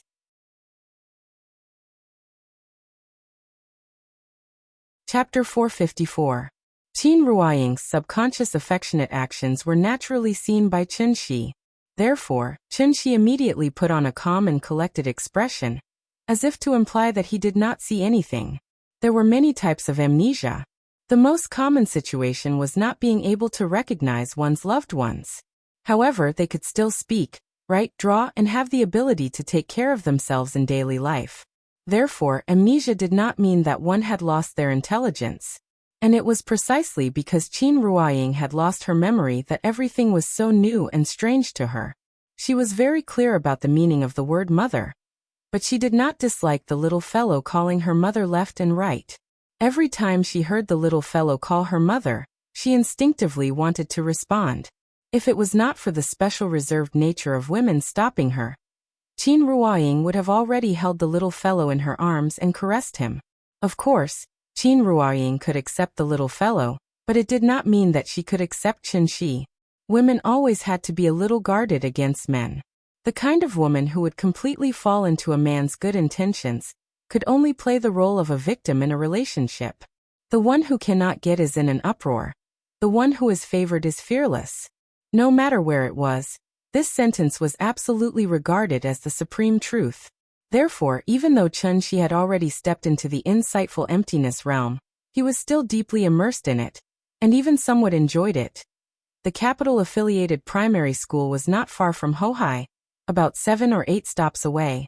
After the family of 3 got off the car, the little fellow, like other children, held his father in one hand and his mother in the other, and skipped towards the school gate. Although the school was chosen by Chen Shi, this was the first time he came, so he could not help but use his divine sense to carefully scan the school. And overall it was not bad. At least he did not find any filth hidden under the sanctimonious surface.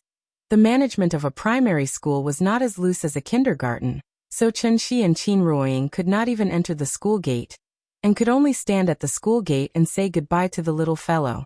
Dad, goodbye. Mom, goodbye. I will listen to teacher obediently. Remember to pick me up after school. Perhaps it was because Chen Shi and Qin Ruoying were sending Nian Nian to school for the first time, and because the couple was too good-looking, even the guards at the entrance couldn't help but take a few more glances at them. Nian Nian was the most popular person in the class. Therefore, after many parents sent their children to school, they could not help but stand at the side and whisper to each other. Is that child the one who dared to hit someone on the first day of reporting? Yes, he's in the same class as our Yang Yang. He's very handsome, but his temper is too bad. He doesn't look like a girl at all. I don't know how his family educated him. Didn't you say you were going to fire her last time? Why are you still here? Expelled? Don't joke around. She's the class monitor now. She got full marks in the first half of the exam. Every parent-teacher meeting, she'll be singled out for praise. Oh, this little girl is so powerful? How is she powerful? Isn't it because her family is powerful? At this point, a trace of displeasure flashed across the parent's face. Then, with a look of disdain, she said, I heard that her family has an education system. They're different from us commoners. Her performance in school directly affects the evaluation of the school. How can a child like this not be powerful? I see. Chunxi quietly listened to the conversation from the side. It was because Nianyan's performance in school was too outstanding that these parents began to suspect that the school had given Nianyan special treatment. If one thought about it carefully, this kind of narrow-minded thinking could be understood. Every parent wanted their child to be outstanding and stand out from the crowd. Any child who was able to enter the capital-affiliated primary school had at least gone through several rounds of screening. Basically, it could be concluded that they were good seedlings that far surpassed their peers. But it was a pity that excellence was always measured by comparison. Compared to Nianyan, even the smartest and most outstanding child could only be reduced to ordinary in the end. After all, when it came to comparing fathers, no one could compare to her. When he left the last time, Chunxi was worried that he would take a long time to come back, so he took the initiative to remove the first layer of seal on Nianyan's body. It was also from then on that Nianyan gradually became different from other children. Although Nianyan didn't know how to cultivate, she had already found a sense of qi when she was 5 years old. This innate affinity for spirit energy was something that many people didn't have. This was the so-called talent that was bestowed to her by God. Others couldn't be envious of it. Chunxi had been gone for more than a year, and Nianyan had also been washed by the tide of spirit energy in the courtyard for more than a year. She was still young, so she couldn't see anything for the time being. But if she continued to develop at this speed, it was estimated that it wouldn't be long before Nianyan would be able to skip a grade. Skip from 1st grade to 3rd grade, 3rd grade to 6th grade. Skip from 1st grade to 3rd grade, and directly enter university in 1st grade. At that time, she probably wouldn't be an adult, and would have graduated from university. Could it be, in the future, would he have to send Nianyan to the junior class of the Chinese Academy of Science? Chunxi was still seriously thinking about whether to put the seal back. After Qin Ruoying saw Nianyan's figure disappear, she turned around and walked out along the street. Seeing this, Chunxi had to temporarily put this problem to the back of his mind, and then quickly followed. Hey Yingying, where are you going? This time, there was no little guy in the middle to act as a bridge, so Chunxi didn't dare to follow too closely. Seeing that he was so self-conscious, Qin Ruoying let him be. As a result, the couple who were incomparably loving in the past were now like a couple who quarreled and broke up. One in front and one behind, they were silent and walked aimlessly on the street. Well, in addition to taking care of Nianyan's daily life, Chunxi also had to pay attention to not let his wife get lost at all times. Back to the cloud-piercing shuttle that accidentally broke into the Tianshu ruins. This cloud-piercing shuttle was not simple. Its source of power was completely dependent on spirit stones. As long as there were enough spirit stones, it could even cross the entire Milky Way. Earth was about 6 billion kilometers away from the Oort Nebula. Even if it flew at the speed of light, it would take nearly 6 hours to reach it. Although the cloud-piercing shuttle's flying speed did not exceed the speed of light, it could perform short-distance space jumps. And this was the embodiment of the true meaning of the word void that Dongshu stage cultivators used. Changhua and Yiji. Just like that, the two daring youths piloted the cloud-piercing shuttle towards the direction of the sun. Along the way, they discovered many planets, from Pluto to Neptune, then to Saturn and Jupiter. Although these planets were large in size, They were all dead planets. So even though the two of them kept stopping along the way, they quickly arrived at Mars. After Changhua drove the cloud-piercing shuttle around Mars, an aqua-blue planet came into view. Yiji was the first to discover that this planet was different from the rest. The planet's environment directly affected its color, so under normal circumstances, one only needed to look at the color of the planet to determine if it was suitable for habitation. Earth was aqua-blue, like a sparkling and translucent sapphire. It was very beautiful. But the most eye-catching thing about it was the spirit chi of heaven and earth that kept flowing out. This was a sacred cultivation ground. Yiji was stunned. After being stunned for a long while, he excitedly pulled on Chenghua's sleeve and shouted, "Chenghua, look, there's spirit chi on that planet." Please remember the domain name of this book. 9 Heavens Divine Emperor Mobile Version website.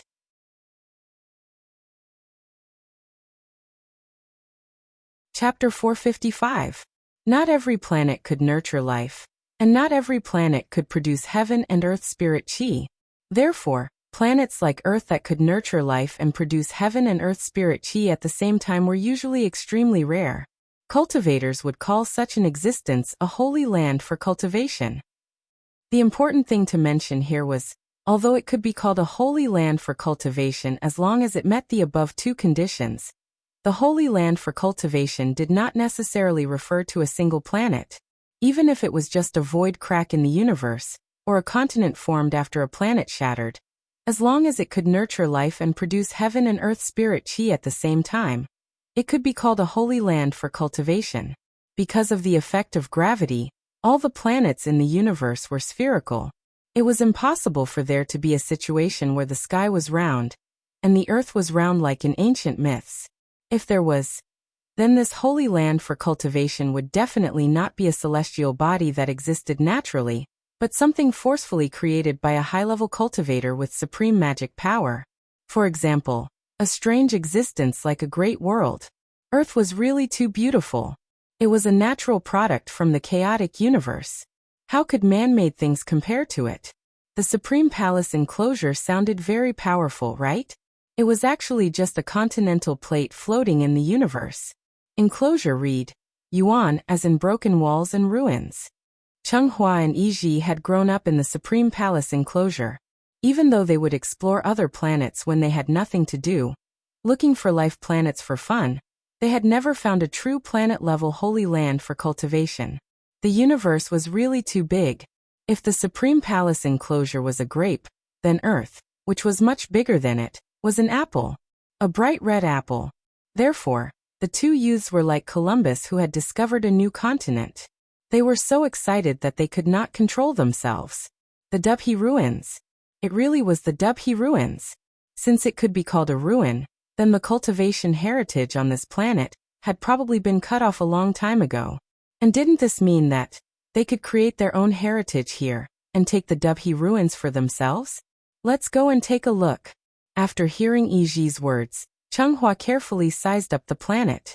After he confirmed that there were no defensive formations on it, Chenghua could no longer contain his excitement. He drove the cloud-piercing shuttle and rushed over. Wait, we haven't confirmed if there's any danger up there. If we barge in rashly like this, we won't be able to deal with any danger with our current cultivation. So I think we should inform our family first and wait for them to send reinforcements. As he spoke, Yiji took out a voice transmission spirit talisman. Seeing this, Chenghua couldn't help but be stunned for a moment. Then he pretended to be indifferent and replied, "Well, okay. Wait a moment, I'll activate the talisman now." Ch chung chung chung chung chung chung chung chan chung ch chung ch Chenghua actually took advantage of the time when he was distracted, and snatched the talisman from his hand, and fiercely tore it into pieces. Chung chs chung ch. Chenghua's actions angered Yiji. Just as he was about to teach Chenghua a lesson, Chenghua completely ignored him. Instead, he directly made the cloud-piercing shuttle perform a space leap. Whoosh! Yiji felt his vision blur. When he could see his surroundings clearly again, he realized that he was already in the orbit of the moon. The blue planet was not far in front of him. Because they were so close, Yiji could even see the mountains and rivers on the ground with his naked eyes. Seeing this, Iji was not happy. Instead, he was angry. He hurriedly turned his head and realized that the high-grade spirit stone at the front of the ship had lost its luster. This was a sign that the spirit stone had been used up. Their cultivation levels were too low, so they could only rely on the spirit stone to drive the cloud-piercing shuttle. If they were flying normally, it would be fine. There was no resistance in the universe, so the consumption would be very low. But if they performed a space leap, every space leap was equivalent to the full strength attack of a Dongshu stage cultivator. Thus, even a high-grade spirit stone of exceptional quality could not support the cloud-piercing shuttle to perform space leaps frequently. The two of them had only brought a total of 2 upper-grade spirit stones with them this time. Now that they had wasted one, how could Iji not feel distressed? Are you crazy? You want to jump such a short distance? Once the spirit stone is used up, what are we going to do? Don't tell me you really want to fly back slowly. Iji looked as if he expected better from him. Changhua, on the other hand, smiled cheekily and did not seem to mind. Their cultivations were on par with each other, so it was impossible for Iji to take him down easily. Tell me, what exactly do you want? Seeing Iji's impatient expression, Changhua knew that he was really angry this time.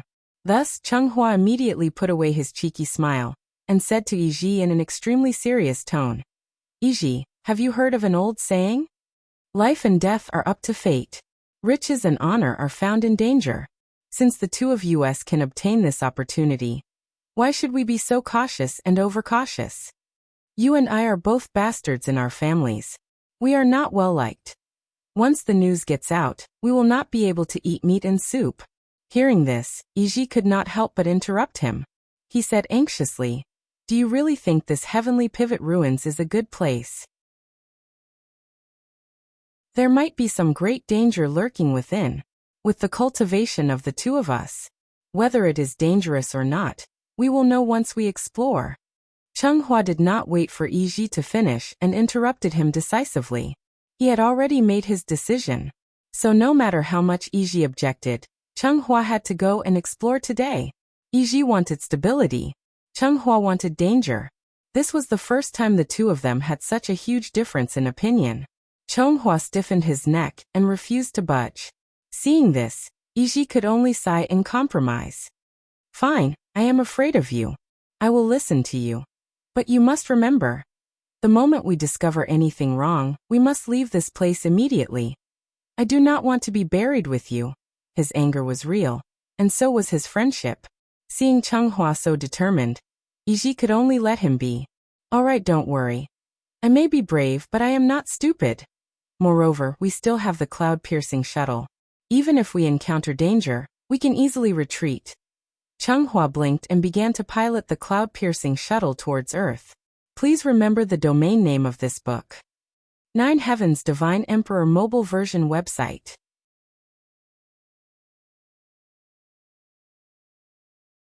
Chapter 456. Which places on Earth had the densest spiritual energy? If one were to look abroad, then Europe's Vatican, the Middle East Jerusalem, Spain's Santiago, India's Lily Garden, and Nepal's Kathmandu were all places with extremely abundant spiritual energy. As the saying goes, rain and dew are all touched. Earth was so big, so naturally, it was impossible for all the spiritual energy to be concentrated in Wuxia. Therefore, under the constant baptism of the spiritual energy of heaven and earth, many legacies similar to cultivators appeared abroad, such as the onmyojis and ninjas of Japan, the knights, sorcerers and vampires of Europe, the pharaohs and mummies of Egypt, as well as the black magic and voodoo of South Asia. These legacies seemed to be varied, but in essence, they were not much different from the legacies of the orthodox cultivators. And this seemed to coincide with the old saying, the great Tao flowed like mercury, and every grain was round. However, perhaps it was because they had only appeared for a short time, so most of the cultivation legacies abroad had not formed a complete system. If they were compared to primitive people who had just entered the Stone Age, then the cultivation legacy represented by Chunshi was obviously a high-level cosmic civilization that could freely travel the stars. The difference between the two was no less than the difference between heaven and earth. It was precisely because of this that Chen Shi guessed that the ancient cultivators represented by the Taiqing divine ancestor might have come to Earth from a cultivation holy land. Otherwise, how could one explain the existence of Tiandu? The recovery of spiritual energy was a very long process. Just like when it was exhausted, the whole process might last 10 years, 100 years, or even 1,000 years. However, even if the spiritual energy of heaven and earth on Earth had not reached its peak, just based on the current situation, Earth was already very suitable for cultivators to live and reproduce here. In the eyes of Cheng Hua and Yi Ji, Earth was like a new continent that had not been discovered by Columbus. The environment here was good and resources were abundant. The only bad thing was, it was probably the indigenous people who had a population of 7 billion. There were indeed too many people. Moreover, most of them had poor aptitudes and were not worth absorbing. Even if they captured these people and brought them back to do hard labor, Cheng Hua would feel that it was a waste of food. The two of them quietly landed on Earth on the cloud-piercing shuttle. The place where they landed, it was none other than Yellowstone Park, where Chen Shi had refined the Adumbra flower. The spirit qi in this place was surging, and some of the medicinal power left behind by Chen Shi when he was refining pills could be faintly felt. Therefore, Yellowstone Park naturally became the first stop of their trip. If I remember the name correctly, this should be a low-level technological civilization? Cheng Hua steered the cloud-piercing shuttle through the skies of the United States. Occasionally, he would lower his head to look at the buildings below. Naturally, the buildings on Earth were extremely strange to the two of them. Although Cheng Hua was young, he could be considered to be experienced and knowledgeable. Therefore, he recognized at a glance that Earth's development was a little off track. The once glorious Tianshu ruins. How could they have been reduced to a mediocre technological civilization? One had to know that technological civilizations were usually born on planets without spiritual energy.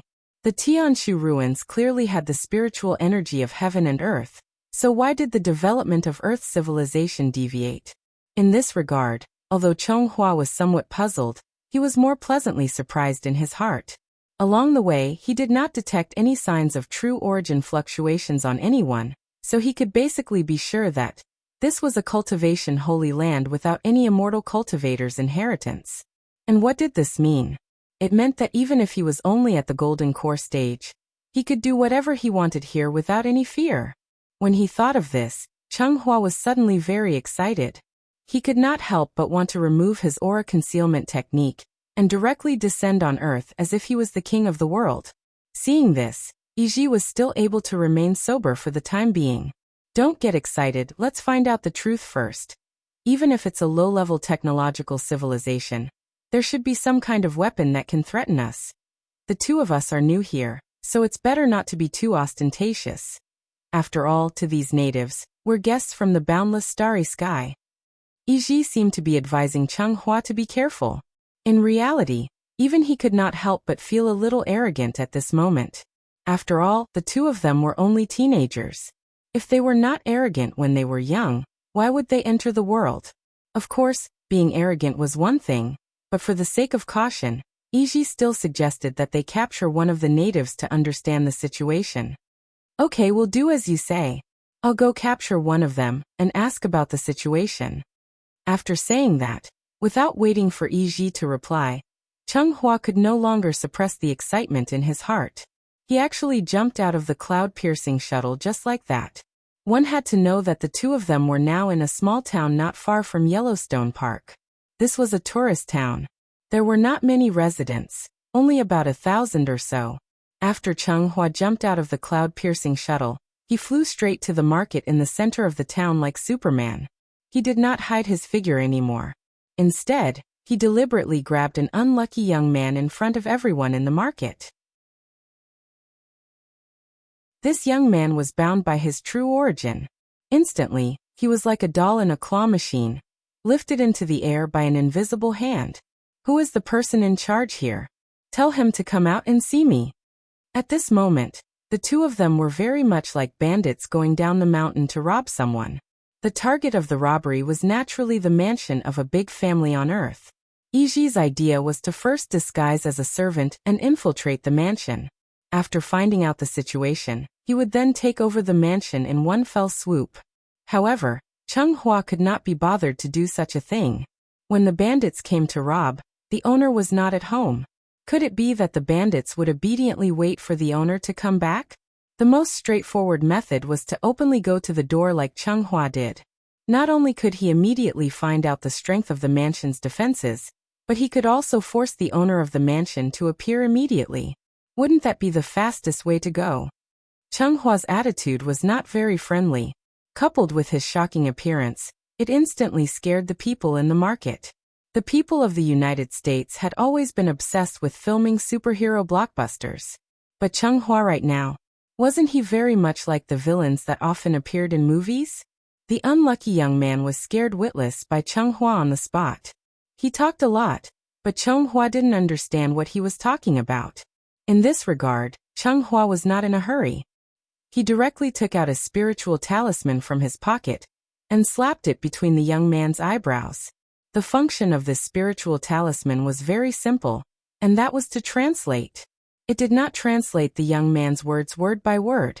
Instead, it copied the young man's words with one spirit.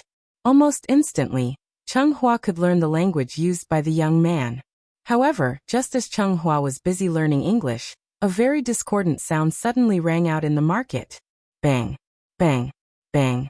It was the sound of a gunshot. Seeing that Cheng Hua could freely float in the air like Superman and make threatening moves to the town's residents, the town's police patrolling the market directly took out their guns and decisively fired.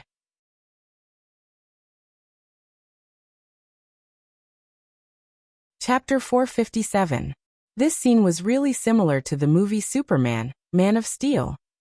But whether it was in the movie or in reality, when the United States police encountered a similar incident, they would definitely do the same decisively. Take out a gun and shoot. It couldn't be helped. Who asked the people abroad to live in the abyss of suffering all year round? The police's actions were understandable, but when all this fell into Cheng Hua's eyes, his reaction was much more intense than the villain in the movie. You want to die?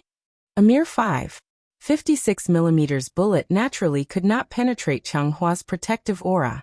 But this provocative action also successfully provoked Cheng Hua's anger. He was the pride of the Supreme Palace enclosure. How could he tolerate this group of lowly ants wantonly provoking him? So, without any hesitation, Cheng Hua directly formed a sword with the fingers of his left hand and pointed at the unlucky United States police below. Then a small metal sword about 3 inches long suddenly shot out from Cheng Hua's sleeve. The small metal sword was extremely fast. The townsfolk next to them only saw a flash of white light in the air. When they turned their heads to look at the police, they saw that there was a 2-finger-wide wound between his eyebrows, and blood kept gushing out from it. The police fell to the ground. The townsfolk were suddenly in a mess. And just as everyone screamed and fled back to their houses, a burst of urgent sirens suddenly sounded on the street not far away.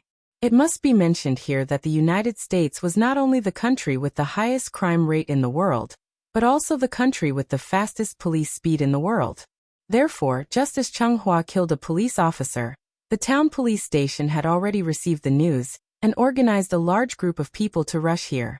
Cheng Hua naturally heard the movement in the distance, but he had no intention of hiding. Instead, he just floated over the market and threw the young man he caught before to the ground. One had to know that Cheng Hua was now flying in the sky, about 4 or 5 stories above the ground. Therefore, when the young man fell to the ground, he immediately let out a heart-wrenching scream. However, Cheng Hua didn't seem to hear it. Instead, he was still looking at the various objects and decorations in the market with interest. Such an act of disregard for life was indeed in line with the old saying, "Those who are not of my race are bound to have a different heart." Just a low-level technological civilization. In Cheng Hua's opinion, these people were actually more like ants walking upright. So how could he possibly feel guilty for trampling a few ants to death? Cheng Hua was deliberately looking for trouble today. The bigger the commotion, the more they could use it to find out the details of the Tianshu ruins. This action seemed a little reckless, but in fact, it was the most direct and effective method. After all, Cheng Hua had the cloud-piercing shuttle with him. Even if he really encountered any danger, he could use the cloud-piercing shuttle to escape. It was truly a situation where one could advance to attack or retreat to defend. Before the battle had even begun, one had already obtained the initiative. Cheng Hua's provocation with great fanfare quickly attracted the town's police department's encirclement and suppression. Towards this non-human existence, the police chief was very wise not to shout and persuade him to surrender. Instead, he directly ordered Cheng Hua to be killed on the spot. The equipment of the United States Police was much better than the equipment of the Wuxia police. Following the police chief's shout of fire, the town that hadn't been so lively in a long time suddenly became as lively as the new year. A series of crackling gunshots rang out, more lively than the fireworks of the new year. In an instant, countless bullets shot out from the barrel of the gun and rained down on Cheng Hua. The United States Police never gave criminals any chance to speak, but unfortunately, Cheng Hua wasn't an ordinary criminal. He was a golden core cultivator who could fly in the sky and burrow into the ground. How could he be injured by mere bullets? Therefore, Cheng Hua was like watching a tiger's performance through glass in a zoo. No matter how the other party bared their fangs and brandished their claws at him, he just quietly flew in the air without moving. The bullets were all blocked by the protective chi around his body. After the first round of attacks, when everyone was busy reloading, Cheng Hua's voice slowly rang out above the market. "Are you done? Then it's my turn." The United States people couldn't understand his alien language, but that didn't matter, because they would soon fall asleep forever. Cheng Hua waved his hand, and dozens of small metal swords flew out of his sleeves. Wherever the small swords passed, blood sprayed out. In just a breath's time, the town regained its tranquility.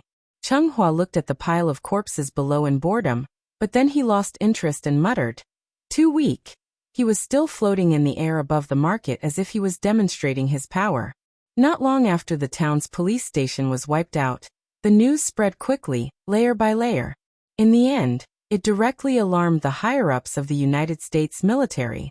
After hearing that the other party might be in existence comparable to a superhero, the army station near Yellowstone Park immediately took action. The United States people's exoskeleton technology was becoming more and more mature. In terms of individual strength, soldiers wearing exoskeleton armor were not weaker than peak-strength martial artists. However, it was this special operations team that had the best individual ability in the U.S. Army that was monitoring their bodily functions was completely disabled the moment they got close to Cheng Hua. Warning! Warning! This is a cultivator from Wuxia. His strength is far beyond X level. It was strange. Although Cheng Hua came from outside the solar system, he still had a standard Asian appearance. Moreover, he was different from the emaciated and sallow Asians in Southeast Asia. Therefore, the United States military recognized him as a Wuxia person almost immediately. A celestial from Wuxia. Why did he suddenly come to the United States to cause trouble? One should know that there were many unwritten rules in this world. One of them was, existences above peak strength usually did not step out of the country. The reason was very simple. Once a peak strength grandmaster left the country, the United States people would use all kinds of methods to capture these grandmasters who were close to superpowers for experiments. They wanted to perfect their exoskeleton armor through science and achieve the goal of mass-producing peak strength grandmasters. Japan was the little brother of the United States people. Moreover, the Inyang Liao controlled almost all the practitioners in Japan. Therefore, the United States people rarely captured Inyang masters for experiments. Wuxia and Japan were different. There were too many rogue practitioners in Wuxia. There were simply too many existences like Sunwon. Therefore, they became the main source of experimental materials. Although martial artists and necromancers had combat strength far beyond ordinary people, they were still too weak to fight against the state machine. You know martial arts, I know science. Even peak-strength martial artists knew how to cherish their lives. How could a celestial easily provoke the United States? Other than Chen Shi, no one would want to test the power of a nuclear bomb. X level was very powerful and rare. The United States people had been coveting this level for a long time. They just could not find suitable experimental materials. Therefore, when the Pentagon confirmed that Cheng Hua was at least X level, The senior military officials present were collectively excited. As long as they captured this X level, the bottleneck of exoskeleton armor technology would be able to achieve a breakthrough. God bless the United States.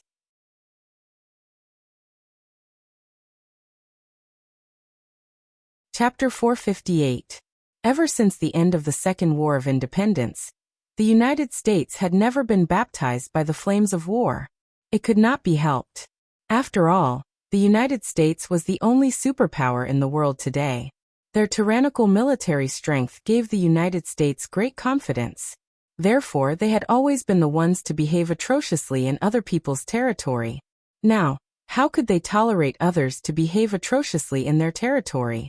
Therefore, the moment the Special Operations Team was destroyed, the Department of Homeland Security and the National Guard had already organized and sent a large group of people to the front line. The American Army needed to gather, but Cheng Hua did not need to. While he was waiting for the other party's reinforcements to arrive, Cheng Hua was so bored that he started to wander around the town's market. About 20 minutes later, the first batch of National Guard arrived at the scene. The American Army first alienated the local townspeople through the broadcast. Then, they started to persuade Cheng Hua to surrender. At this time, Cheng Hua could already understand English. However, he ignored all these words and did not take them to heart at all. It was just a low-level technological civilization. Could they really hurt him? Cheng Hua had already seen the power of the 5.56mm bullet.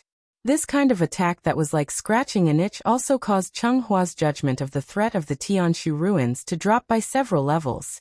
Therefore, Cheng Hua could not help but feel a little arrogant. He even hoped that the other party could give him a little surprise. However, he did not expect that this surprise would come so quickly. Cheng Hua had greatly underestimated the lethality of a technological civilization. Therefore, he did not prepare any defense at all. After waiting for the townspeople to evacuate, and there was no response after 3 rounds of shouting, the American Army officially launched an attack on Cheng Hua. Swoosh! Following a loud and ear-piercing sonic boom, an anti-tank missile hit the shop Cheng Hua was in. The surrounding shops also instantly turned into a sea of fire in this explosion. The bullet could not penetrate Cheng Hua's protective chi, but the anti-tank missile was different. In his carelessness, Cheng Hua was sent flying by the anti-tank missile. If it weren't for the fact that he still had a defensive magic treasure on him, he was afraid that he would have suffered heavy injuries on the spot because of this. The dust raised by the collapse of the house made Cheng Hua look a little dusty. After a brief moment of shock, Cheng Hua was completely enraged. How infuriating! This was the first time Cheng Hua had been so angry. On one hand, it was because he had almost been injured by the missile. On the other hand, it was because Yi was lying on the cloud-piercing shuttle and laughing at him. Cheng Hua could not tolerate losing face in front of Yi, so he immediately flew out from the ruins of the shop. Then he suddenly pulled out a 3-foot-long sword box from his sleeve and threw it into the air. Speaking of which, it was strange. After this sword box was thrown into the air by Cheng Hua, it actually floated quietly in the air. When the battle command saw that Cheng Hua flew into the air again as if nothing had happened, they decisively ordered the soldiers to launch another attack. This time, the American army was not trying to test the waters, so they launched a round of artillery fire. In an instant, countless poisonous stingers, battle axes, bumblebees, and other sophisticated missiles that were made with a lot of money were crazily thrown at the town where Cheng Hua was. Seeing this, Cheng Hua had a murderous look in his eyes. He could not help but grit his teeth and shouted coldly, "You're asking for death." Before he finished speaking, the sword box that Cheng Hua had thrown into the air before seemed to have received some instructions. A secret door suddenly opened on the top of the box, and then countless small metal swords suddenly shot out from it. These small metal swords were like a school of fish at the bottom of the sea. After they came out of the sword box, the small metal swords started to swim flexibly in the air. Although the missile's flying speed was fast, the small metal swords were obviously faster. Bang! Bang! Bang! It was accompanied by a series of explosions. The American Army's round of artillery fire was actually blocked by the small metal swords just like that. At that moment, Almost everyone in the battle command at the back was shocked by this strange scene. Is this the strength of a Super X level? Is this still a human? After the small metal swords intercepted the missiles in the sky, they did not stop because of this. Instead, they continued to fly toward the location where the American army was. These small metal swords were only about 10 centimeters long. Logically speaking, the sword box should not be able to hold many of them. However, what was strange was, from the moment Changhua activated the sword box, there was an endless stream of small metal swords flying out of it, and they did not stop for even a moment. Therefore, in just a short while, the sky of the town was even covered by the small metal swords released from the sword box. The densely packed small metal swords rushed toward the location where the American army was like a swarm of locusts passing through. When had the ordinary soldiers ever seen such a strange scene? Therefore, they were frightened by the overwhelming number of small metal swords on the spot, and they fired their guns randomly. The muzzles of the guns spat out tongues of fire crazily. The bullets hit the small metal swords, and instantly there was a series of ding-ding-dang-dang sounds of metal colliding. However, it was a pity in the end, these actions were futile. The small metal swords quickly rushed into the American army's armored battle group. It did not matter whether it was the drivers hiding in the armored vehicles, or the fully armed soldiers. In front of the small metal swords, human lives were as cheap as grass. A light cut would instantly cause a large number of them to fall. In less than 5 minutes, this rapid reaction force of 3,000 people had been completely wiped off the face of the earth by Changhua. Fresh blood stained the ground red. The vast grassland that was bustling with noise and excitement earlier seemed to have turned into a mass grave 10 miles away at that moment. Even from afar, one could smell the thick stench of blood in the air. Such indiscriminate killing. Changhua, I'm afraid you're going to suffer retribution in the future. Iji looked at the battlefield below and could not help but frown deeply. He really did not expect that Changhua was actually so vicious and merciless. Looking at the situation, Changhua did not seem to treat these golden-haired natives as humans at all. The scene had already been broadcasted through the satellite, and was clearly presented on the big screen of the battle command at the rear. At this moment, the entire battle command was silent. Almost everyone was stunned by the tragic and bloody scene in front of them. Nuclear bomb. Request to use nuclear bomb. After coming back to his senses, the supreme commander of this battle seemed to have gone mad as he frantically requested the military headquarters to use nuclear bomb. However, what no one expected was, the military headquarters actually rejected his request very decisively. The Yellowstone Park supervolcano is in an active period. Once the nuclear bomb is used, it is very likely to cause the supervolcano to erupt accidentally. The moment he heard this reason, the colonel despaired.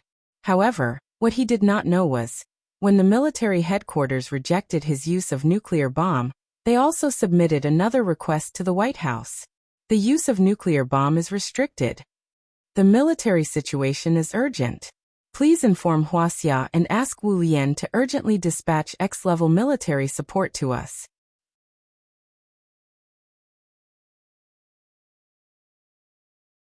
Chapter 459. From the day the Declaration of Independence was issued, the United States had only been established for 200 years.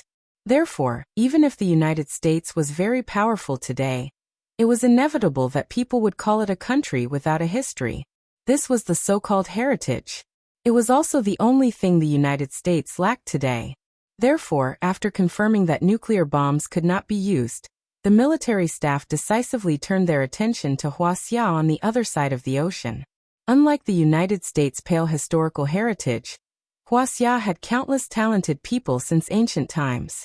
Although most of these people were wild cranes, they had always liked to drift with the wind and call the world their home.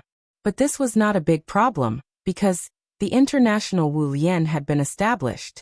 In the end, Wuxia was still a country that paid attention to human relationships. Even if they were wild cranes, they still had to have their own home. Right?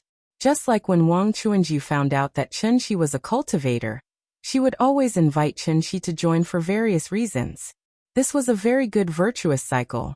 With the support of the country as the foundation, the The power of the country gathered the scattered heritages of the people together.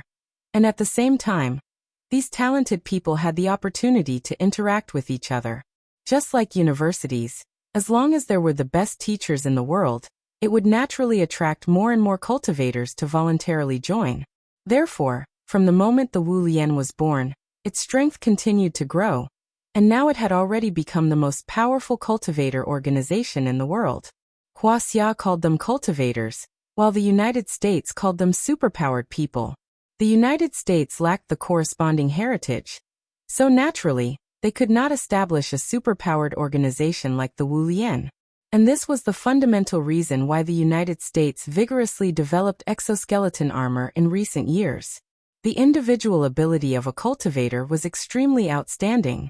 Even if it was a single person, it might not be a problem for them to fight against a platoon, a regiment, or even a brigade, but what if they had to fight against an entire country? It should be known that the annual military expenditure of the United States was as high as $700 billion, which was equivalent to half of the total military expenditure of all countries in the world. If the United States were really forced into a corner, and threw missiles like scattering flowers, how many could Cheng Hua successfully intercept? 1,000? 10,000? Or 100,000? The true essence in his body was limited. Once the true essence in his body was exhausted, what would Cheng Hua use to resist the continuous bombardment of the army? Of course, the premise was that Cheng Hua wouldn't escape on the cloud-piercing shuttle. Therefore, the United States was not considering whether or not they could take down Cheng Hua. Instead, they were considering the price they would have to pay to take down Cheng Hua. If he really wanted to take Cheng Hua by force, let's not talk about whether he could successfully take him down. Once the war started, the United States would definitely suffer a lot of economic losses. Don't damaged tanks need to be repaired? Doesn't a destroyed town need to be repaired? Don't the people who have been affected by the war need the state to step in and provide subsidies? Behind each bullet was a brand new US dollar bill. Behind every soldier who died in battle, there was also a thick stack of compensation money. This was all money. Did they really think that the United States wouldn't know how to settle scores? It wasn't that they didn't know what to do with Cheng Hua. They just wanted to solve this problem in a simpler way. Cheng Hua wasn't a grinning alien. At first glance, they could basically confirm that he was from Wuxia. Since he was an esper from Wuxia, then naturally, Wuxia should step in and take him away.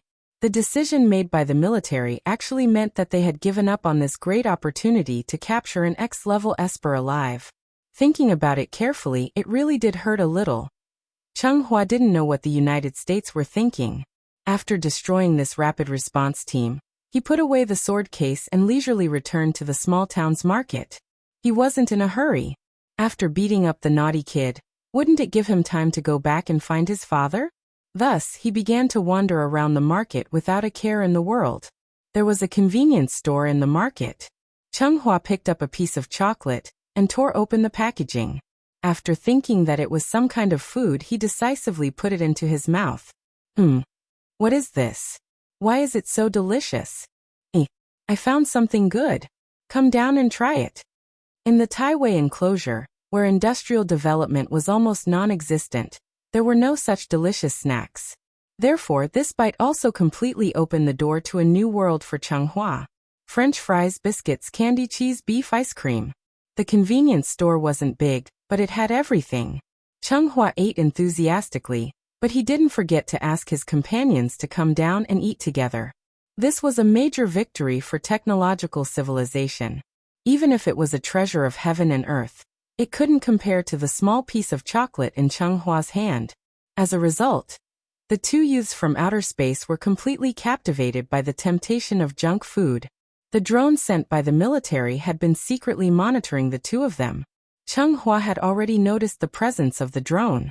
However, while chewing gum, he swaggered into a nearby bar without any intention of shooting it down. He was waiting. The United States was also waiting. Time slowly passed by. 2 hours later, a supersonic fighter from Wuxia finally landed at Yellowstone Airport. This was the first time Wu Lian was invited to perform a mission in the United States, So Wuxia attached great importance to this mission. The United States was tens of thousands of kilometers away from Wuxia. If it weren't for the cooperation of the two countries that provided several air refueling services for the fighter within their own jurisdiction, this supersonic fighter wouldn't have been able to arrive at Yellowstone Park in just 2 hours. The mission difficulty was X. Only success was allowed, failure was not allowed. The person in charge of receiving Wuxia's personnel was the colonel from before. He was now reduced to a commander without an army, so when he heard that Wuxia sent support, an undisguised anger appeared on the colonel's face. Instead of finding a way to solve their own problems, they actually went to the enemy country for help. The colonel was very dissatisfied with the military's arrangement, but due to the orders of his superiors, he had to personally come to greet them. But soon the dissatisfaction on the colonel's face turned into shock. The military rejected his application for a nuclear bomb, and the last solution they came up with, they actually invited a woman from Wuxia for support? A woman. A woman. This was a very beautiful and cold woman. Even though the colonel was used to seeing beauties from different countries, at this moment he couldn't help but feel stunned. The colonel was slightly distracted. The woman had long been used to his loss of composure. Therefore, after a trace of disgust flashed in her eyes, she coldly said, "Where are they?" She spoke the most standard American English. After the colonel heard this, he suddenly seemed to come back to his senses, and quickly extended his hand to invite the woman to the Battle Command Center for a detailed discussion. Based on this situation, this woman should be the person in charge of Wuxia? Reinforcements should still be on the way? The colonel pondered and couldn't help but look up and down at the woman. But what he didn't expect was, the woman actually rejected his invitation without any hesitation. No need. After speaking, the woman flew up into the air in front of everyone, and then flew straight to the location of the town. Like a comet, the woman's figure quickly disappeared into the horizon. At this moment, the colonel couldn't help but open his mouth wide. He looked in the direction that the woman disappeared and couldn't help but mutter, "Oh my God. She Superman." Please remember the domain name of this book.com. Wonderful book mobile version website.com.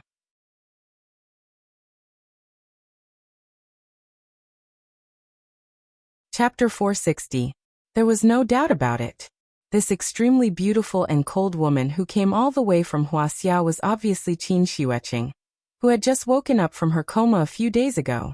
With such a beautiful and capable daughter, Wang Chuanju and Qin Yongwang really benefited a lot from her. As a result, the couple's status in the Wu Lian had been rising steadily in recent years. Qin Shiueching was in charge of external affairs, while Qin Yongwang and his wife were in charge of internal affairs. The family had become a giant within the Wu Lian, and this was without taking into account the mysterious foreign aid, Mr. Qin. Wuxia attached great importance to the United States' request for help this time. So after the Wu Lian received the news, they immediately began to strictly select the candidates for the battle. Qin Shiueching was not the only X-level in the Wu Lian, nor was she the strongest X-level. However, she was the only X-level who took the initiative to apply for the battle. No one knew if Qin Shiueching had eaten gunpowder recently, but after returning to the headquarters in Shangjing, she had a cold face all day long. In addition, she had disappeared for more than a year, so when she came back this time, not many people dared to talk to her. Perhaps it was because of some kind of violence gene hidden in her bones. So after she saw the battle video from the United States, this woman who looked forward to going on a mission all day suddenly couldn't sit still. Before the higher-ups even made a formal decision, Qin Shiueching had already gone to the airport to prepare for departure. Not everyone was as violent as her, and not everyone liked to use war to support war. Since Qin Shiueching wanted to do this kind of thankless task, no one would jump out to compete with her. So Qin Shiueching set off. Although the enemy in the battle video looked to be only 15 or 16 years old, Qin Shiueching didn't underestimate the enemy at all. Instead, she adjusted her state of mind along the way, hoping to be in the best state to face this mysterious celestial being. This was also the first time she had officially fought someone since breaking through to the celestial being level. Qin Shiueching soon arrived above the town that the colonel had mentioned. Her arrival naturally alarmed the two youths who were drinking in the town's bar. Then with a beer bottle in one hand and a chocolate in the other, Chung Hua swaggered out of the bar. As soon as he stepped out of the bar, Chung Hua saw this strange woman with a cold and arrogant face. Qin Xueqing quietly floated above the market. Chung Hua stood casually at the entrance of the bar. He raised his head slightly and looked at her. Chung Hua sized up the woman in front of him. Qin Xueqing was also sizing up the young man in front of him. The two stared at each other for a few seconds before Chung Hua seemed to have thought of something.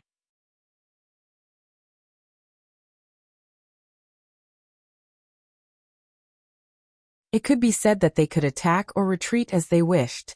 Therefore, after a short discussion, even the usually conservative Yi Ji had the intention of directly taking this woman down. The two of them were still young and had been cultivating in seclusion. Naturally, they didn't understand the beauty of women, let alone what it meant to have tender feelings for the fairer sex. Thus, after the two of them exchanged a look, they suddenly rushed toward Qin Xueqing. "Let's take her down first." "Let's do that." Qin Xueqing had been waiting for them all this time. After seeing the strange expressions of the two of them, she directly raised her essence, energy, and spirit to the peak. Therefore, the moment the two of them moved, Qin Xueqing's movements were actually slightly faster than theirs. Before receiving guidance from Qin Shi, Qin Xueqing was already a grandmaster in the gang state. Therefore, she could be said to have entered the Tao through martial arts. Martial artists mainly focused on close combat, while necromancers were more proficient in long-range combat using the 5 elements Dharma. Qin Xueqing had been practicing martial arts all her life. Walking, sitting, and lying down were the principles of martial arts. And as she stepped into the realm of oneness of heaven and man, after converting all the vital qi in her body into vital essence, her combat power increased exponentially. It was fine if she didn't move, but once she moved, it was like a thunderbolt breaking through bamboo. Qin Xueqing's figure was slender and graceful.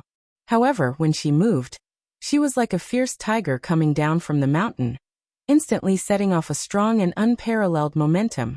Immortal cultivators were beyond the scope of ordinary people, so it was rare for them to fight in close combat.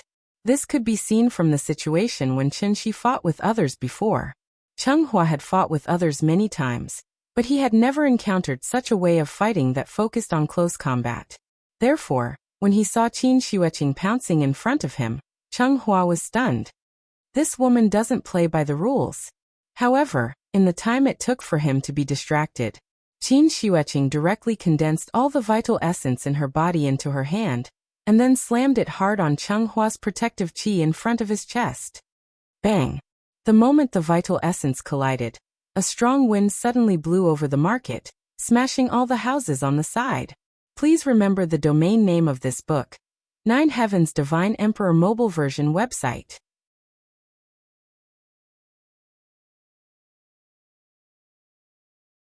Chapter 461. How ferocious would a battle between Golden Core stage cultivators be? Qin Xueqing didn't have any magic treasures. Her hands and feet were her most powerful weapons.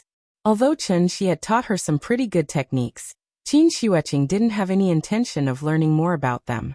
She was a martial Dao grandmaster. Even though she had become a diviner, Qin Xueqing was still constantly tempering her martial arts attainments. The highest realm of martial arts was oneness of heaven and man. Oneness of heaven and man was the end of the martial Dao. Qin Xueqing had already reached the end. There was no road ahead. If there was still a path ahead of them, then this path was obviously the immortal road. Qin Shi had already taught Qin Xueqing the cultivation method. However, due to Qin Xueqing's cold and arrogant temperament, Qin Shi rarely gave her guidance. He would only check on her situation from time to time. As long as there weren't any major problems, Qin Shi didn't bother to stick his hot face to her cold butt. Qin Shi hadn't carefully studied his sister-in-law's situation, so he hadn't discovered it. Qin Xueqing had actually already walked on a different road. The sea was boundless, the sky was the shore, and the mountain was the peak. Immortal cultivation methods were indeed very powerful. There was a world of difference between them and mortal martial arts. However, until today, Qin Xueqing was still very stubborn. She still believed that the martial Tao she had been pursuing all her life had no end. She was a martial Tao grandmaster. After achieving oneness of heaven and man, she was still constantly polishing her martial arts attainments through immortal cultivation methods. Since there was no road ahead, she would walk on a brand new road. Cultivators focused on the cultivation of the soul. Qin Shueqing wanted to do the opposite and focus on the cultivation of the physical body. With this unique cultivation method, who knew what she could do in the future? The reason why she could easily flatten her was that the gap between their realms was too big. If the two of them were put on the same level, would this brother-in-law be able to beat his sister-in-law? This has become a big problem. She had never seriously fought with Qin Shueqing, and Qin Shueqing had never seriously fought with a cultivator of the same realm. Therefore, after seeing Cheng Hua make a slight move, Qin Shueqing immediately used all of her strength. Like a fierce tiger pouncing on its prey, she viciously pounced on Cheng Hua. Like a scholar encountering a soldier, Qin Shueqing's gorgeous and smooth series of attacks stunned Cheng Hua on the spot. He wanted to counterattack, but Qin Shueqing's hands always easily bypassed his defense and easily hit his protective shield. Cultivators rarely experience such a tangled fight. If it weren't for the fact that Cheng Hua had a defensive magic treasure on him, which reduced the majority of Qin Shueqing's strength, Cheng Hua would have been slapped into the ground by Qin Shueqing. Cheng Hua. Yiji watched anxiously from the side. He wanted to help, but the two of them were too close. He was afraid that he would accidentally hurt his companion, so Yiji didn't dare to rashly make a move. However, Cheng Hua wasn't stupid. After dozens of palms, he finally found a gap. At the cost of taking a palm from Qin Shueqing, he successfully shook off Qin Shueqing's entanglement. This time, Cheng Hua finally learned to be smart. When he saw that Qin Shueqing still wanted to go forward, he darted back to Yiji's side and hurriedly took out his sword case from his summer mustard seed bag. Cheng Hua, be careful. This woman's technique is very strange. It seems like she likes to fight in close quarters. As he said that, Yiji also took out his magic treasure. Hearing that, Cheng Hua's face was full of anger and hatred as he said, I know. I almost fell into her trap just now. Don't interfere first. Let me deal with her. Cheng Hua's magic treasure was the sword case in his hand. The case was 3 feet long and yellow all over. The tail was inlaid with a group of charred black ornaments, so it was called Phoenix Perch Scorched Tail. It was a 9th grade spirit treasure, and was really rare. Once the Phoenix Perch Scorched Tail case was in his hand, the battle flames in Cheng Hua's heart immediately burned fiercely. Don't look at how Qin Shueqing's palm technique made him unable to fight back at all. In reality, Cheng Hua didn't suffer any substantial damage at all. After all, Qin Shueqing's current moves were figured out by herself. Now that she was still at the stage of deliberation, how powerful could they be? It was like a boorish man with nothing but brute strength. So even if Qin Shueqing had an extraordinary accumulation of vital essence, she still couldn't fully utilize the power of this vital essence. After a bout of fruitless fighting, Qin Shueqing clearly understood her disadvantage. Therefore, she didn't want to give Cheng Hua any chance to catch his breath and directly rushed over again. But this time Cheng Hua, who was already prepared, directly threw out the sword case in his hand. Different from Chen Shi's all swords in one, the small metal swords in the Phoenix Perch Scorched Tail case were all real objects. Each of the small metal swords could freely attack under the guidance of Cheng Hua's divine telekinesis. The sword case was the mother sword, and the small swords were the child swords.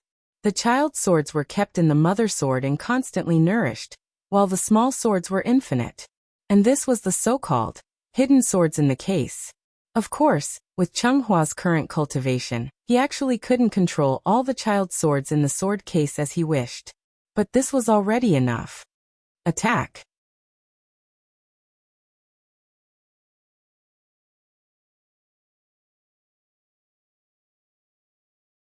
Chapter 462. At that moment, thousands of small swords seemed to have turned into a huge dragon made of metal blades. Countless sharp blades shone with cold light under the sun. The densely packed small metal swords covered most of the sky. Under Cheng Hua's command, these small metal swords were like obedient fish. They gathered together and the tip of the sword was pointed at Qin Wanqing, who was charging towards him at high speed. Seeing the flying swords like rain, Qin Xueqing was not afraid at all. She brazenly faced them with her bare hands. Warriors did not need weapons because their bodies were the most powerful weapons. Qin Xueqing infused her vital essence into her limbs and bones, so that a layer of faint light appeared on her originally slightly white skin. From a distance, she was like a bodhisattva carefully carved out of cold jade. It was exactly like the old saying in books, skin of ice, bones of jade, makeup of jade. Do not fear the angry eyes of the bodhisattva. Although Qin Xueqing's momentum was strong, but it was a pity that her exploration of martial arts was still at the beginning stage. Now, with only her mortal body, how could she resist Chenghua's phoenix perch scorched tail box? Countless small metal swords kept hitting Qin Xueqing's protective shield. At first, Qin Wanqing could still rely on the quintessential essence in her body to repel the small swords. However, as wave after wave of flying swords continued to attack, Qin Wanqing's protective shield couldn't help but begin to weaken. Soon, a small metal sword successfully pierced through her protective shield. Qin Xueqing could not dodge in time. This small sword immediately left a shallow wound on her face. This was just the beginning. As soon as the protective shield was broken, the small metal sword swarmed up like crazy bees. Seeing this, Qin Xueqing decisively abandoned her own defense. At the price of sacrificing the protective shield, she instantly increased her speed by a lot. Of course, the result of this was obvious. Countless small wounds suddenly appeared on Qin Xueqing's body. Chenghua had been deliberately keeping a distance from Qin Xueqing. Every time Qin Xueqing took a step forward, he would decisively take a step back. Seeing Qin Xueqing suddenly accelerate, Chenghua didn't react in time, and Qin Xueqing successfully closed in on him. Bitch, do you really think I'm afraid of you? Chenghua was also quite experienced in facing enemies. Seeing that Qin Xueqing was too strong, he didn't panic at all. A fierce look flashed in his eyes, and then he suddenly pulled out a 3-feet-long sword from the phoenix perch scorched tail case. This was the primordial sword, and also one of the most important parts of the phoenix perch scorched tail case. Very few people knew about the existence of the primordial sword. Ever since Chenghua obtained the phoenix perch scorched tail box, he had been using it as a killing move. Chenghua had always been arrogant because of his talent, and his heart was higher than the sky. How could he tolerate Qin Wanqing chasing after him like a dog? Today he was also forced into a corner by Qin Xueqing. Therefore, Chenghua no longer retreated. After pulling out the primordial sword, he slashed at Qin Xueqing, who was swinging her palm at him. In the rain of swords, Qin Xueqing was about to attack. Chenghua pulled out his sword to meet her. Bam! With a loud sound, the vital essence caused by the collision of the two instantly tore the small town below into ruins. Yiji nervously waited at the side, so he clearly saw the entire process of the two fighting. Therefore, as soon as the two separated, Yiji hurriedly rushed to Chenghua's side. Chenghua, are you okay? I'm fine. Chenghua gloomily wiped the blood from the corner of his mouth and said coldly, I almost fell into this B***TCH's trap again. In the moment when they exchanged blows, Qin Xueqing suddenly changed her move. Her left hand pressed against the long sword, and her palm hit the spine of the sword, trying to knock the long sword out of Chenghua's hand. At the same time, she immediately raised her other hand and slapped Chenghua's chest. Chenghua had taken the full brunt of this palm, so even now, he could still feel his blood and qi churning in his body. It's nothing serious, don't worry. Yiji wanted to heal Chenghua, but Chenghua shook his head and refused. Then he lowered his head to look at the ruins below. That D***MNB***TCH.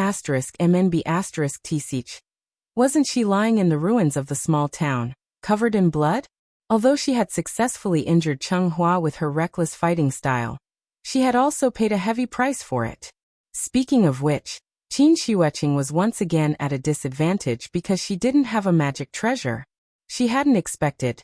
Chenghua's true killing move wasn't the twin sword in his hand, but the phoenix perch scorched tail box beside him. The phoenix perch scorched tail box was refined by a Dongshu cultivator. It didn't look big, but it contained nearly 10,000 small metal swords. With Chenghua's cultivation, He could only use a third of them. The rest of the sub-swords were all hidden in the sword box. Although Changhua couldn't control the remaining sub-swords normally, he could still detonate the Phoenix Perch Scorched Tail box and release all the sub-swords in the box in an instant. Just like the principle of a fragmentation grenade, once the Phoenix Perch Scorched Tail box exploded, it would not only set off a powerful shockwave, but also release countless sub-swords to increase the destructive power of the explosion. A 9th-grade spirit treasure could explode just like that. Changhua had really put in a lot of effort this time. But then again, a 9th-grade spirit treasure in exchange for the life of a golden core cultivator. This seemed to be a good deal? Division Chief Qin. Division Chief Qin. Are you okay? Please answer. Please answer. Whether it was Wuxia or the United States, the satellites of the two countries had been monitoring the small town from afar. But because Changhua and Qin Shiueqing both had vital essence protecting their bodies, the satellites couldn't directly capture the situation of their battle. Now that the battle was over, Qin Shiueqing's figure finally appeared on the surveillance satellite. The keyhole satellites of the United States had reached a resolution of 0.05 meters. They could basically see license plates directly, so the moment Qin Shiueqing appeared, the surveillance satellite immediately locked onto her. However, the moment she saw the big screen, Wang Chuanju was stunned. She saw Qin Shiueqing lying in the ruins, covered in blood. Her clothes were stained with blood, and at the same time, her face was also blurred. She just lay quietly in the ruins of the small town. She didn't move at all. No one knew whether she was dead or alive. Qin Shiueqing? At that moment, Wang Chuanju felt as if she had been struck by lightning. She couldn't even stand properly. If it weren't for the staff members' quick reflexes, this famous Iron Lady would have fallen to the ground on the spot. Qin Shiueqing had lost. This news seemed to have grown wings. It didn't take long for the news to spread all over the Wu Lian. Wang Chuanju sat on the chair with a dull look in her eyes. Although she liked power, she wasn't the kind of ruthless person who would abandon her family for power. Qin Shiueqing had only fought with her permission, because she had confidence in her daughter.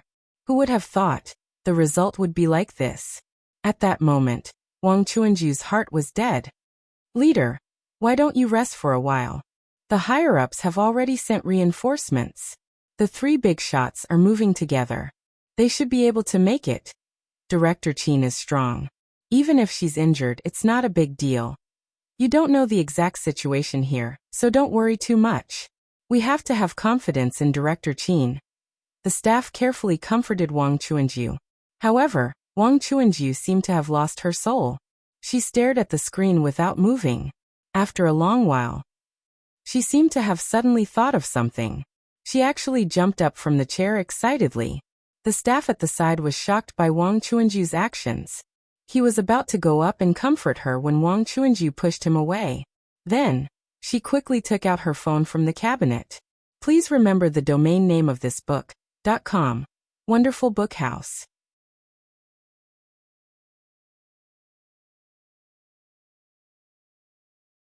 Chapter 463. These few days, Chunxi's life was quite fulfilling. In addition to taking care of the little girl's daily life, he also had to be careful not to let his wife get lost. Speaking of which, Qin Ruoying was really like an old person with Alzheimer's. She didn't talk much. Every day, after sending the little girl to school with Chunxi, she would wander aimlessly on the streets. No matter how Chunxi tried to strike up a conversation with her, Qin Ruoying didn't care at all. They used to be very close, but now they were gradually drifting apart. Of course, these seemingly estranged situations were, in fact, only superficial. In fact, every time when the little girl was out of school, Chunxi only had to say that Nian was out of school, and Qin Ruoying would immediately stop and look back at him silently. At this time, Chunxi would immediately call for a taxi, and then the couple would take a taxi back to school to pick up the little girl. Day after day, the cycle repeated itself. Although Chunxi was still a little worried about Qin Ruoying's situation, he didn't panic because of this. Anyway, the soul mirror was in his hands, and Yuhuan Tianzuan was imprisoned in Saturn Ring by him. They had been separated for too long, and now that they were finally reunited, How could Chunshi leave so easily? In addition, the soul mirror seemed to have run out of energy recently. No matter how he tried, the soul mirror didn't respond. Therefore, Chunshi planned to wait for a while until his life gradually stabilized. Then he would find time to return to Saturn Ring to have a good chat with Yuhuan Tianzuan. At that time, wouldn't Yingying's situation be solved? But then again, after returning home this time, Chunshi obviously felt that his life was a little different from before. The reason was the little girl. Nianyan was more than 6 years old. Generally, from this time onwards, the burden on the shoulders of the parents would become a lot lighter. After all, the child spent half of her time in school every day. The school shared a portion of the responsibility for the parents, so the parents naturally didn't have to work as hard as before. At this stage, the child's academic performance and performance in school would become the main concern of every parent. And what was Nianyan's greatest strength? Wasn't she smart and sensible? Whenever the school arranged an exam, the little guy's results would always be the first in his grade. As for her performance in school, there was no need to mention it. Some time ago, at the request of the school, the teacher gave each child in the class an application form for joining the Young Pioneers. After Nianyan submitted her application, the school quickly approved it. Because they were still in the first grade, there were only 10 places in each class. With Nianyan's usual performance, there was naturally no problem for her to enter the first batch. Therefore, as the class monitor, she led her classmates to stand under the national flag and made a declaration to join the team. At the same time, she stood on the podium with the same batch of young pioneers and sang the Young Pioneer song. We are the successors of communism. Inherit the glorious tradition of our revolutionary forefathers. Love the motherland, love the people. A bright red scarf fluttering in front of our chests. Needless to say, from then on, the way her classmates looked at her was a little different. Perhaps it was because Nianyan had hit someone when she first entered the school, so the children in the class were a little afraid of her. After she became a young pioneer and wore a bright red scarf, her classmates were no longer so afraid of her. Instead, they became very respectful of her. Although she was the class monitor, she never tattled to the teacher, because even the most mischievous of classmates didn't dare to jump in front of her. Nianyan almost became the leader of the class. Whenever her classmates went overboard during class or made loud noises during self-study, she only needed to glare fiercely at them, and the students she stared at would instantly wilt like eggplants that had been hit by frost. All of these behaviors were seen by the teacher, who didn't like outstanding children. Although Nianyan was only a first-grade student, by the time she reached the second grade, the title of 3 good students was basically guaranteed. Nianyan was so worry-free, so Chunshi naturally didn't have to worry too much. Therefore, as the child grew up day by day, he, as the father, became more and more free. On this day, Chunshi sent Nianyan to school as usual. When he was about to leave, he happened to meet Nianyan's class teacher. The teacher pulled him aside and praised him, which almost made Chunshi burst out laughing. Yingying, did you hear that? Every teacher is praising our Nianyan. This child is really becoming more and more sensible. After parting with the teacher, Chunshi was still very proud of himself. Qin Ruoying walked quickly in front, and he bragged about his daughter's excellence behind her. There was a detail here that was worth noting. In the past, Chunshi could only hang about 10 meters behind Qin Ruoying. He didn't expect that after a few days, he would be able to stick to Qin Ruoying's 2 to 3 meters behind her. Qin Ruoying's attitude towards him didn't seem to change much, but the distance between the two was constantly closing. Therefore, he successfully climbed onto Yingying's bed. This became Chunshi's main goal at the moment. In order to achieve this goal as soon as possible, Chunshi worked hard.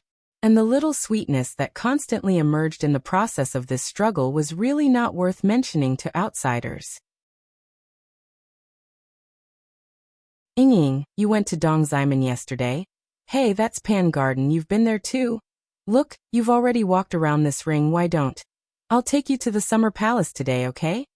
That place used to be a royal garden, there are mountains and rivers, and there's a lot of vegetation. It's much better than this reinforced concrete. Qin Ruoying didn't speak the whole time. No matter how Chunshi tried to talk to her, She acted as if she didn't hear him. However, when Chunxi gave her directions, Qin Ruoying reacted, so she didn't continue to walk down an avenue. Qin Ruoying stopped walking, as if she was thinking about where she should go now. Seeing this, Chunxi suddenly thought of something and quickly added, "Oh yeah, I've taken Yin there before, she really likes it there, so I guess you'll like it too." Hearing this, Qin Ruoying turned around and looked at him. She seemed to be moved by Chunxi's suggestion, so for the first time ever she said, "Let's go." Okay. Chunxi was overjoyed. He quickly waved his hand to hail a taxi. Then he helped Qin Ruoying into the car. However, just as he was excitedly introducing Summer Palace to Qin Ruoying, an ear-piercing ringtone suddenly rang. "Hey, Ying, hold on, I need to take this call." Chunxi picked up the phone, but there was no number displayed on it. He hesitated for a moment, then considering that he usually didn't receive any harassing calls, the caller should be someone he knew, so he finally pressed the answer button. "Hello? Who is this?" "Chunxi. It's me. Second aunt." As soon as the call connected, Wang Chuanju's slightly anxious voice sounded from the other end of the phone. When Chunxi heard the sobbing tone in her voice, she immediately frowned and asked, "Auntie, what's wrong? Did something happen?" "Qingqing was injured by someone. Those people might even take her life. Second aunt, I beg you. Please save Qingqing. Please remember the domain name of this book, .com. Wonderful Book House. Come."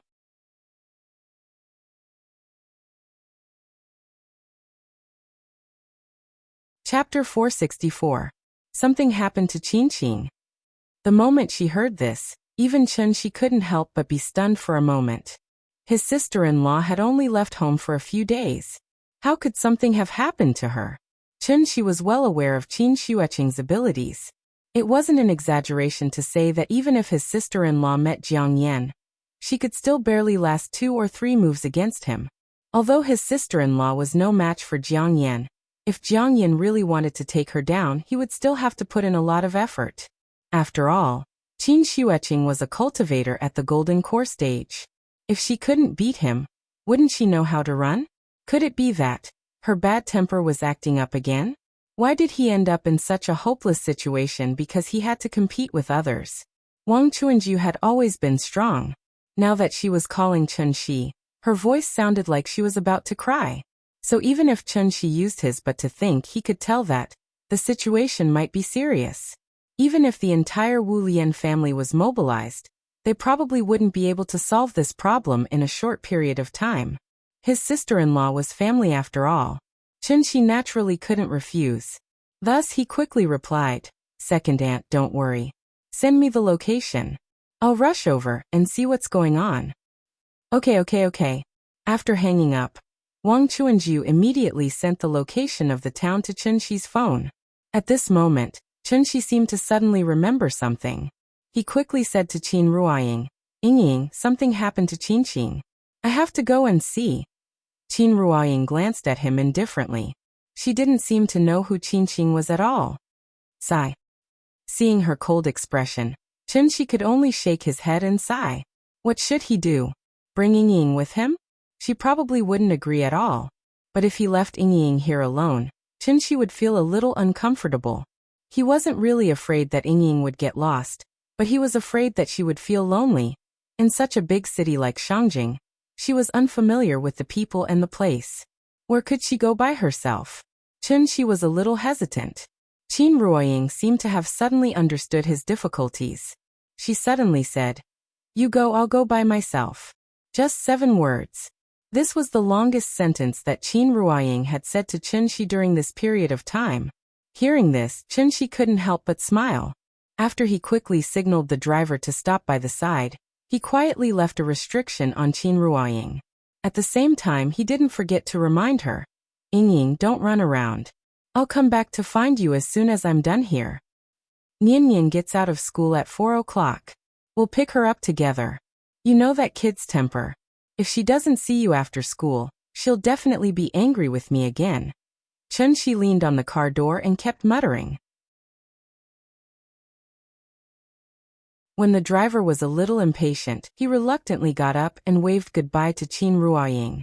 "Oh right, Ying, I put a lot of cash in my bag. If you see anything you like, buy anything, don't save money. It's okay if you run out of cash. You have a payment app on your phone. There's money in it. The taxi gradually went away. Chen-shi was still standing on the side of the road. He kept waving in the direction of the car. It was only a temporary separation, but he made it seem like a separation of life and death. This made the passers-by stunned. It wasn't until the car merged into the traffic and completely disappeared from his sight that Chen-shi slowly retracted her arm and turned to walk into a side alley. At this time, Qin Ruoying, who had already left in the car, seemed to have just noticed the wallet that Chen-shi deliberately put on the seat. She picked up the wallet and opened it. Good Lord, it was full of $100 bills. The wallet was stuffed to the brim. It was as if it was not filled with money at all, but with Chen-shi's concern for her. Girl, I can see that your husband is really good to you. It's rare to see a man as considerate as him these days. You two have children already, right? Uncle is experienced. Husband and wife quarrel at the head of the bed, but make up at the end. So, I'll take the liberty of advising you. It's about time you give him a way out. This man, although loosening and tightening can firmly tie his heart, you have to do it in moderation, right? The driver was an old man. He had been secretly observing the two of them ever since they got on the car. According to his understanding, this must be a young couple having a conflict, so he smiled and put in a good word for Chen-shi. Qin Ruoying sat in the back without saying anything, so the driver did not notice that a faint smile had already appeared on her lips. In the sky above the small town, after Cheng Hua detonated the Phoenix perch charred tail box to knock down Qin Xueqing, he and Yi discussed how to deal with this woman. Why don't we just kill her? Although he succeeded in seriously injuring Qin Xueqing, Cheng Hua actually did not feel good. After all, he took a solid hit from that palm, so Qin Xueqing's true essence kept wreaking havoc in his body. This true essence was extremely rich. Not only did it disrupt his breathing, but it also left some internal injuries in his body. It was a good thing that Qin Ruoying did not have a magic weapon. Otherwise, this palm would have directly hit his internal organs and caused him to be in pain. No, we haven't figured out the details of the Tianshu ruins yet. We can't kill her so rashly. Yi reached out to stop Cheng Hua.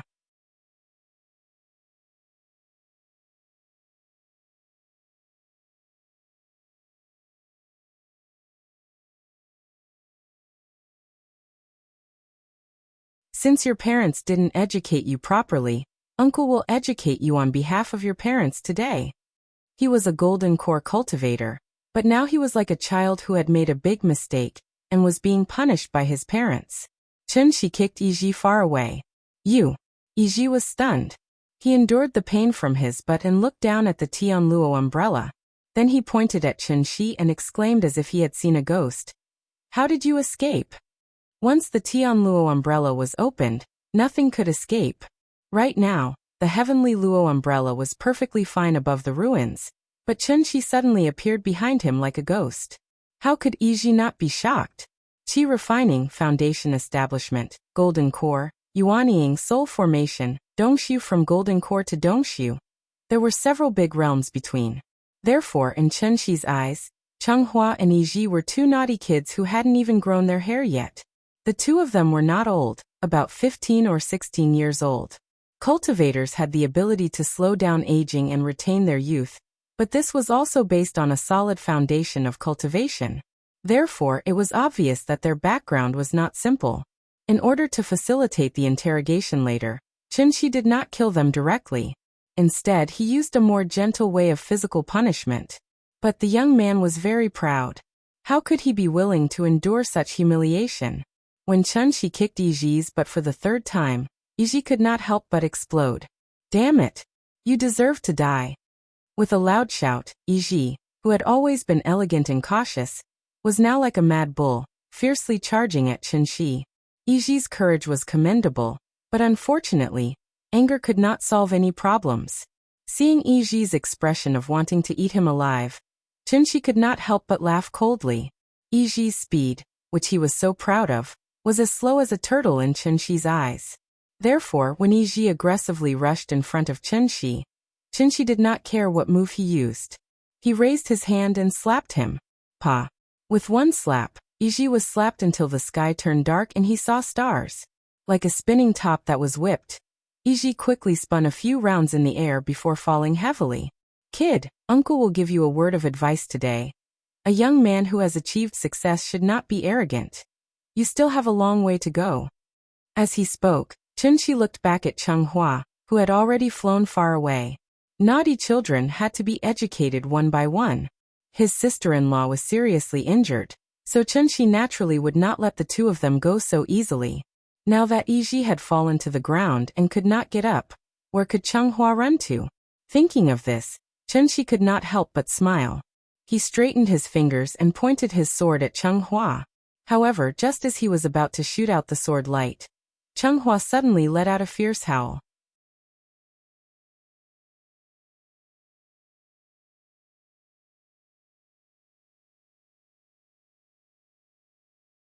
Chapter 466. It was no wonder that Chunxi would be surprised. After all, this was a xingcha. This item was a must-have item for cultivators when traveling or killing people. Based on Earth's current situation, it was obviously impossible to produce such a high-end item like xingcha. Could it be an antique left behind from the ancient times? Chunxi carefully observed the xingcha in front of him and realized that its condition was extremely good. From the outside, there was almost no wear and tear.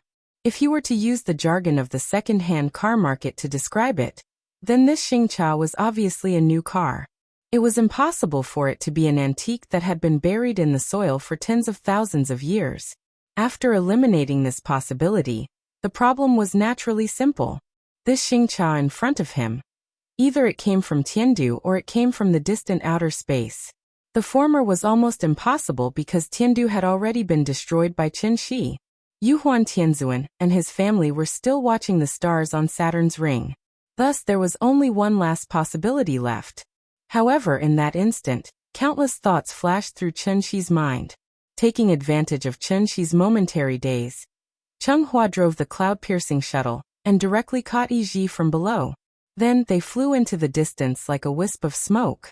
This set of actions could be said to be like moving clouds and flowing water. The overall coordination could be said to be flawless. Just like that, the two of them put on an extremely gorgeous performance of running for their lives right under Chen Shi's nose. The moment Iji boarded the ship, the cloud-piercing shuttle's speed was instantly pushed to the limit by Changhua. If it wasn't for the fact that the mid-grade spirit stone couldn't support the cloud-piercing shuttle's space jump, Changhua would probably have escaped to the moon by now. When the cloud-piercing shuttle rushed out of the stratosphere, the two of them instantly widened their field of vision. Only then did Changhua look at Iji silently with a look of lingering fear. Perhaps it was because they were lucky enough to escape death. But now, the two of them seemed to be in a somewhat depressed mood. Neither of them had the intention to speak. The two of them stared at each other in silence. After a long while, Iji felt that the atmosphere was a little strange, so he couldn't help but break the silence. The two of us are lucky to be able to escape this time. Iji's tone was filled with relief. When Changhua heard this, he was like an eggplant that had been hit by frost. His hands gripped the rudder tightly, and he remained silent, even though he wasn't the one getting beaten up. However, the image of Chen Shi toying with Iji was still like a nightmare that lingered in his heart, and did not subside for a long time. That man was really too scary.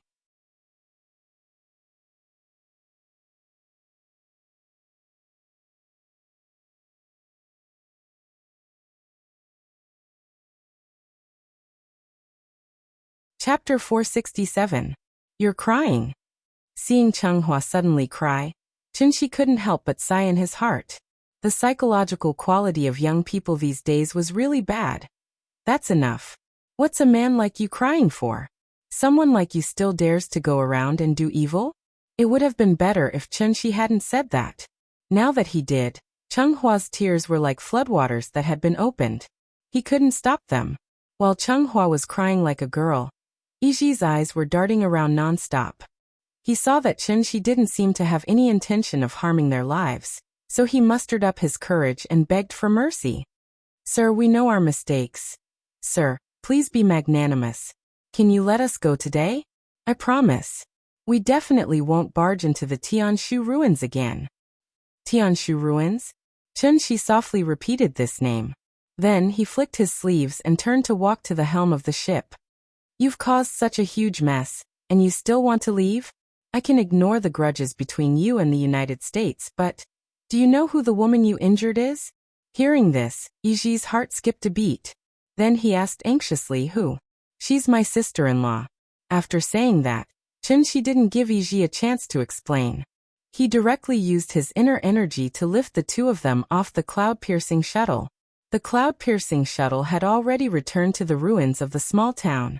When Chunshi had arrived, he had already helped Qin Xueqing suppress her injuries. So in the time it took for them to return, Qin Xueqing had already shakily stood up from the ground. It had to be said that her sister-in-law's current appearance was quite pitiful. What she was wearing was just the most common training suit. It was neither a defensive magical equipment nor a high-tech cloth that could not be torn or broken. Therefore, after being bombarded by Cheng Hua at such close range, Qin Xueqing's training clothes were only left with a few rags. Blood continuously gushed out from the hideous wound. The dark red blood splattered on her snow-white skin, like plum blossoms blooming at the peak of a snowy mountain. Fortunately, the phoenix perch scorched tail box had exploded behind her, leaving her with a few pieces of cloth to cover up her embarrassment. But even so, his sister-in-law had exposed herself today. As for whether or not Chunshi had peeked at him when she came, only the heavens would know. Do you have any healing elixirs? Give it to me. Chunshi didn't stand on ceremony with these two brats. Although he told them to take it themselves, in reality, he directly took out a sumaru mustard pouch from each of them. Seeing this, Iji couldn't help but open his mouth, intending to take the initiative to take medicine for Chunshi in exchange for better treatment as a captive. Who would have thought? Before he could open his mouth, Chunshi casually tore open his sumaru mustard pouch, as if it were a plastic bag. Tore it open. After seeing this scene, not only Iji, but even Cheng Hua, who had tears in the corner of his eyes, couldn't help but open his eyes wide. It must be known that the sumaru mustard pouch was a magical equipment that could only be used after the owner had dripped a drop of blood on it. If the owner of the magical equipment didn't do it himself, then the bloodline imprint on it had to be erased through refining before the sumaru mustard pouch could be successfully opened. But now, Chunshi opened their sumaru mustard pouches so easily in front of them, then lowered his head and started rummaging through them. You. This time Iji was really frightened. After stuttering you 3 times in a row, he still couldn't squeeze out a complete sentence. You what? Call me uncle. Chunshi glared at him, then ignored these 2 unlucky brats.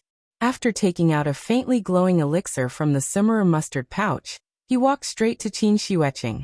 Qin Xueqing was resting by a broken pillar at this moment. Seeing Chunshi walking over with the elixir, she didn't stand on ceremony and swallowed it in one gulp. Needless to say, these 2 brats really had a lot of good stuff on them. The quality of this elixir was pretty good, probably almost a third of the medicinal properties of the Adumbra flower. Therefore, after Qin Wanqing took it, her originally pale face immediately became rosy at a speed visible to the naked eye. Thank you. Oh, I haven't seen you for a few days and you've learned to be polite. Chunshi replied with a smile.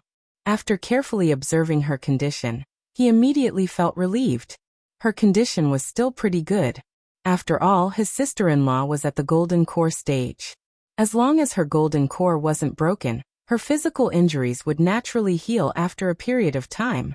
Chunshi started to help his sister-in-law recover, while Cheng Hua and Iji still hadn't recovered from their shock. My father said that only important people who have comprehended the true meaning of the word void can casually tear open the sumaru mustard pouch. You're actually a paragon? Because they were too shocked, even the usually steady Iji couldn't help but raise his voice when he said this. It sounded like a cat whose tail had been stepped on. It was only now that the 2 of them finally realized. The man in front of them who didn't have the slightest demeanor of an expert was actually a paragon with unparalleled cultivation? A paragon from the Tianshu ruins? Was there a mistake? The 2 of them were completely shocked by this sudden conclusion. Thinking about how he had just made a heart demon oath to kill a paragon, Chung Hua couldn't help but tear up again. A newborn calf wasn't afraid of a tiger. That was because the calf didn't know how scary a tiger was. Once it realized how scary a tiger was, how could it not be afraid? Looking at the mysterious man in front of him, then looking at the woman who was covered in wounds, a sense of despair instantly spread rapidly in Yiji's heart. It's over, this time it's really all because of you. Back to the Aote Nebula. Just as Chung Hua and Yiji were captured by Qin Shi, a gigantic Xingqiao arrived at the place where the two of them had been before. Compared to Chung Hua's Xingqiao, the Xingqiao in front of them was like a cruiser. There were many people standing on the ship. As soon as the Xingqiao stopped, a man who was obviously the leader turned around and walked into the cabin. "Second madam, we're here." There was a very beautiful woman sitting in the cabin. She was about 30 or 40 years old, but she didn't look old at all. Furthermore, the unique charm of a mature woman gave her an indescribable and strange charm. The man didn't seem to dare to look at the woman. As soon as he entered the cabin, he quickly lowered his head and silently waited for the woman to speak. However, the woman didn't say anything. She got up and walked to the window. After looking through the window at the densely packed meteorites outside, she suddenly thought of something and couldn't help but ask softly, "This is the place where was last seen?" "Second madam, yes." Hearing this, the woman fell silent.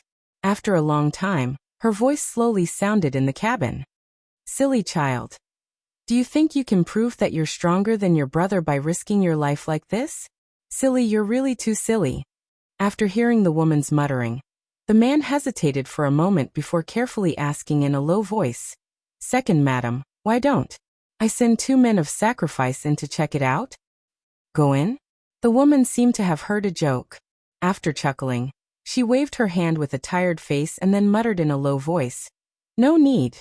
Since the Tianshu ruins is known as the Heavenly Venerable Forbidden Area, even if you send 2 Heavenly Venerables in, you'll just lose 2 lives in vain. Silly child, it's fine if you don't cherish your own life. As the head of the guards in the family, don't you understand this principle? This subordinate knows his mistake. Alright, I'm tired. Let's go back." "Yes." The man quickly walked out of the cabin. At this moment, the woman changed her face like a master of Sichuan opera. Her originally gentle and calm expression suddenly became extremely gloomy and fierce. She glanced coldly outside the window and muttered in a low voice with a gloomy face, Don't worry. If something happens to you, Mother will definitely bury the entire Xianyuan family with you."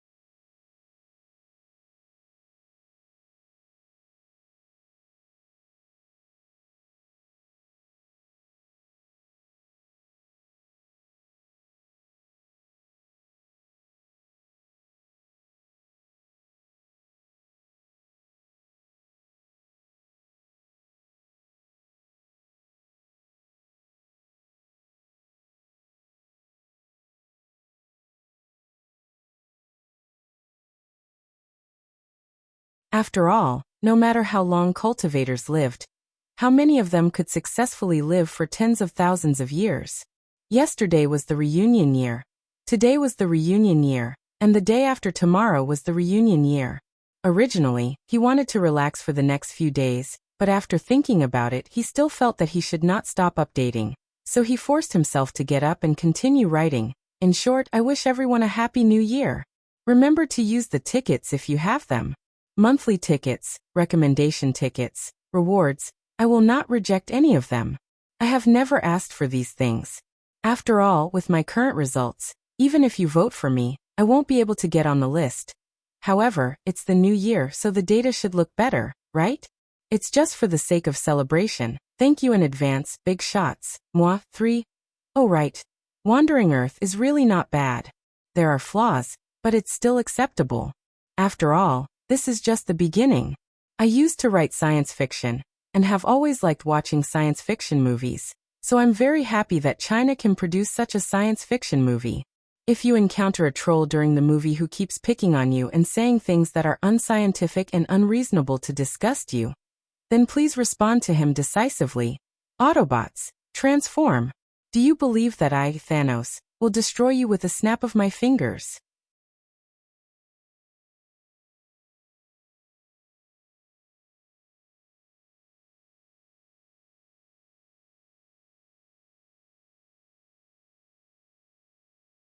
One had to know that the Oat Nebula was like an eggshell.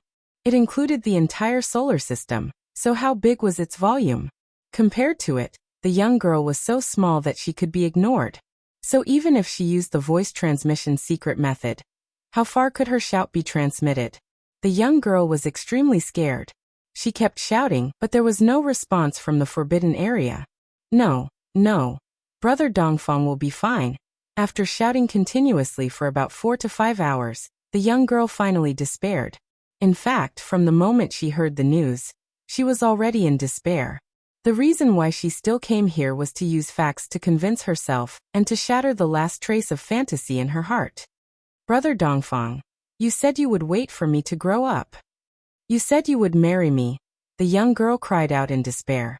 Bean-sized teardrops continued to slide down her cheeks. Coupled with her beautiful and lovely appearance, the ignorant young girl in front of him gave off a poignant feeling like a pear blossom in the rain.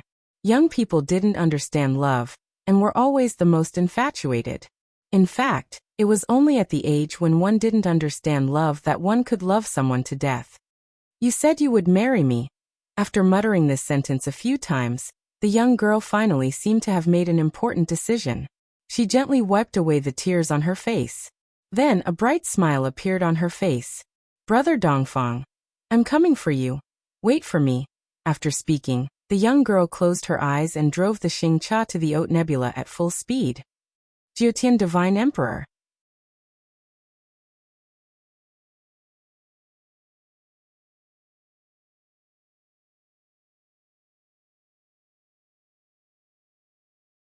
Since she was fine, it meant the Tianshu ruins were not as dangerous as the legends said.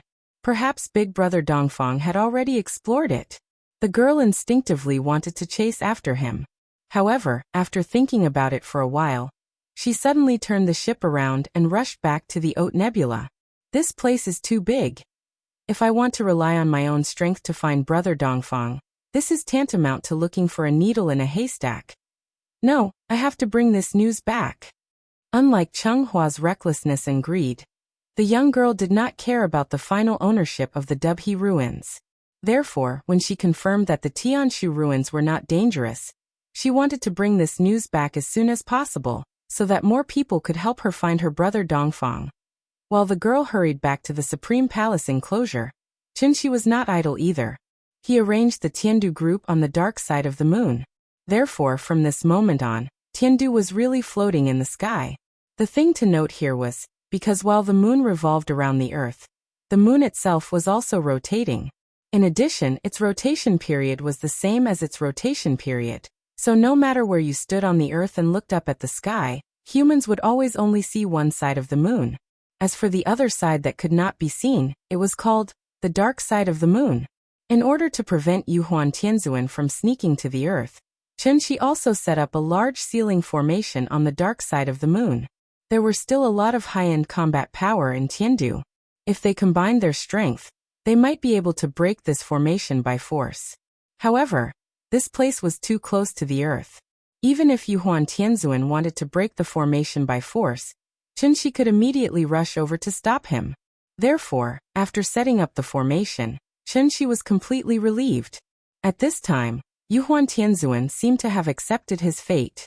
Ever since the collapse of the big world, causing Tiandu to be forcibly relocated to the solar system, Yuhuan Tianzuan was like a defeated rooster. He was dejected all day long, and was no longer as elegant as before. It stood to reason that a proud person like Yu Huan Tianzuan would not completely lose his fighting spirit because of one failure. Qinshi guessed that there must be some secret. Therefore, he arranged for the Tiandu group to be on the moon. After fulfilling his promise that he would treat the remnants of Tiandu well, he took the soul mirror and talked to Yu Huan Tianzuan again. Qinshi was prepared to extort a confession by torture, but he did not expect. Yu Huan Tianzuan was much more straightforward than he thought. Perhaps Qinshi was overthinking, but in short, he felt that Yu Huan Tianzuan was not too hostile to him now. Instead, he seemed to have a lot to say to him. Mutual appreciation? I'm afraid not. The two flew side by side to a nearby ring-shaped mountain top. Looking at the sparkling blue planet not far away, Yu Huan Tianzuan's tone was no longer as overbearing as before. Instead, there was an inexplicable sense of desolation. It turned out that, as early as 10,000 years ago, the Tai Ching ancestor left a prophecy that Tiandu would be destroyed one day. At that time, only the soul mirror could ensure that Tiandu's incense would continue to burn and pass down. In this regard, the 10 celestial lords of Tiandu naturally believed in it. It was precisely because of this that when Yu Huan Tianzuan learned that the spiritual qi of the lower realm had begun to recover, he began to plan to build a soul bridge and lead everyone back to Earth. The ancient immortal cultivators were forced to leave Earth, so it was natural for them to return now. Everything should have gone according to plan. Unfortunately, Qinshi's appearance caused Yu Huan Tianzuan to be forced to activate the Sun-Moon Star Array, and everything that happened afterward completely refreshed his worldview. It wasn't until the moment the 9 stars aligned that Yu Huan Tianzuan suddenly realized things were not as simple as the previous celestial lords had imagined. The Tai Ching ancestor must have hidden some shocking secret. In fact, there weren't many records of the soul mirror and the sun-moon star array in the ancient books left behind by the great ancestor. Even an outsider like Qinshi could see the extraordinariness of the sun-moon star array at a glance. How could the previous celestial lords of Tiandu not see through it? Therefore, the previous celestial lords all thought that the sun-moon star array was the last life-saving straw that the Tai Ching ancestor had prepared for Tiandu. Who would have thought? The price of activating the array was so painful. Could this be the so-called trump card? Without needing the enemy to make a move, he would first destroy the foundation? During this period of time, Yu Huan Tianzuan had been thinking about why the Tai Ching ancestor would make such an arrangement. Combined with the ancient records that he had read in the Imperial Hall, coupled with his own personal experience, Yu Huan Tianzuan suddenly remembered a terrifying rumor that had been circulating since ancient times. The content of the rumor was actually very simple. That was the reason why the Tai Ching ancestor led the ancient immortal cultivators to the great world to establish Tiandu was not to save the common people from suffering, but to satisfy his own selfish desires. This Tai Ching ancestor, who was regarded as a god by the ancient immortal cultivators, in fact, he was a despicable person who pretended to be righteous. The holiday is over. The new year has begun. I will strive to write more words. At the same time, I wish everyone good luck in the coming year, and get promoted and rich as soon as possible. You're tuning in to the Li Mei's Wuxia Whispers YouTube channel. We're so grateful for your support, and don't forget to subscribe to join us on this incredible journey through captivating stories. Your generosity through donations truly makes a world of difference, as it's the primary source of revenue that allows me to expand and enhance this channel for you. Thank you from the bottom of my heart for being a part of this adventure.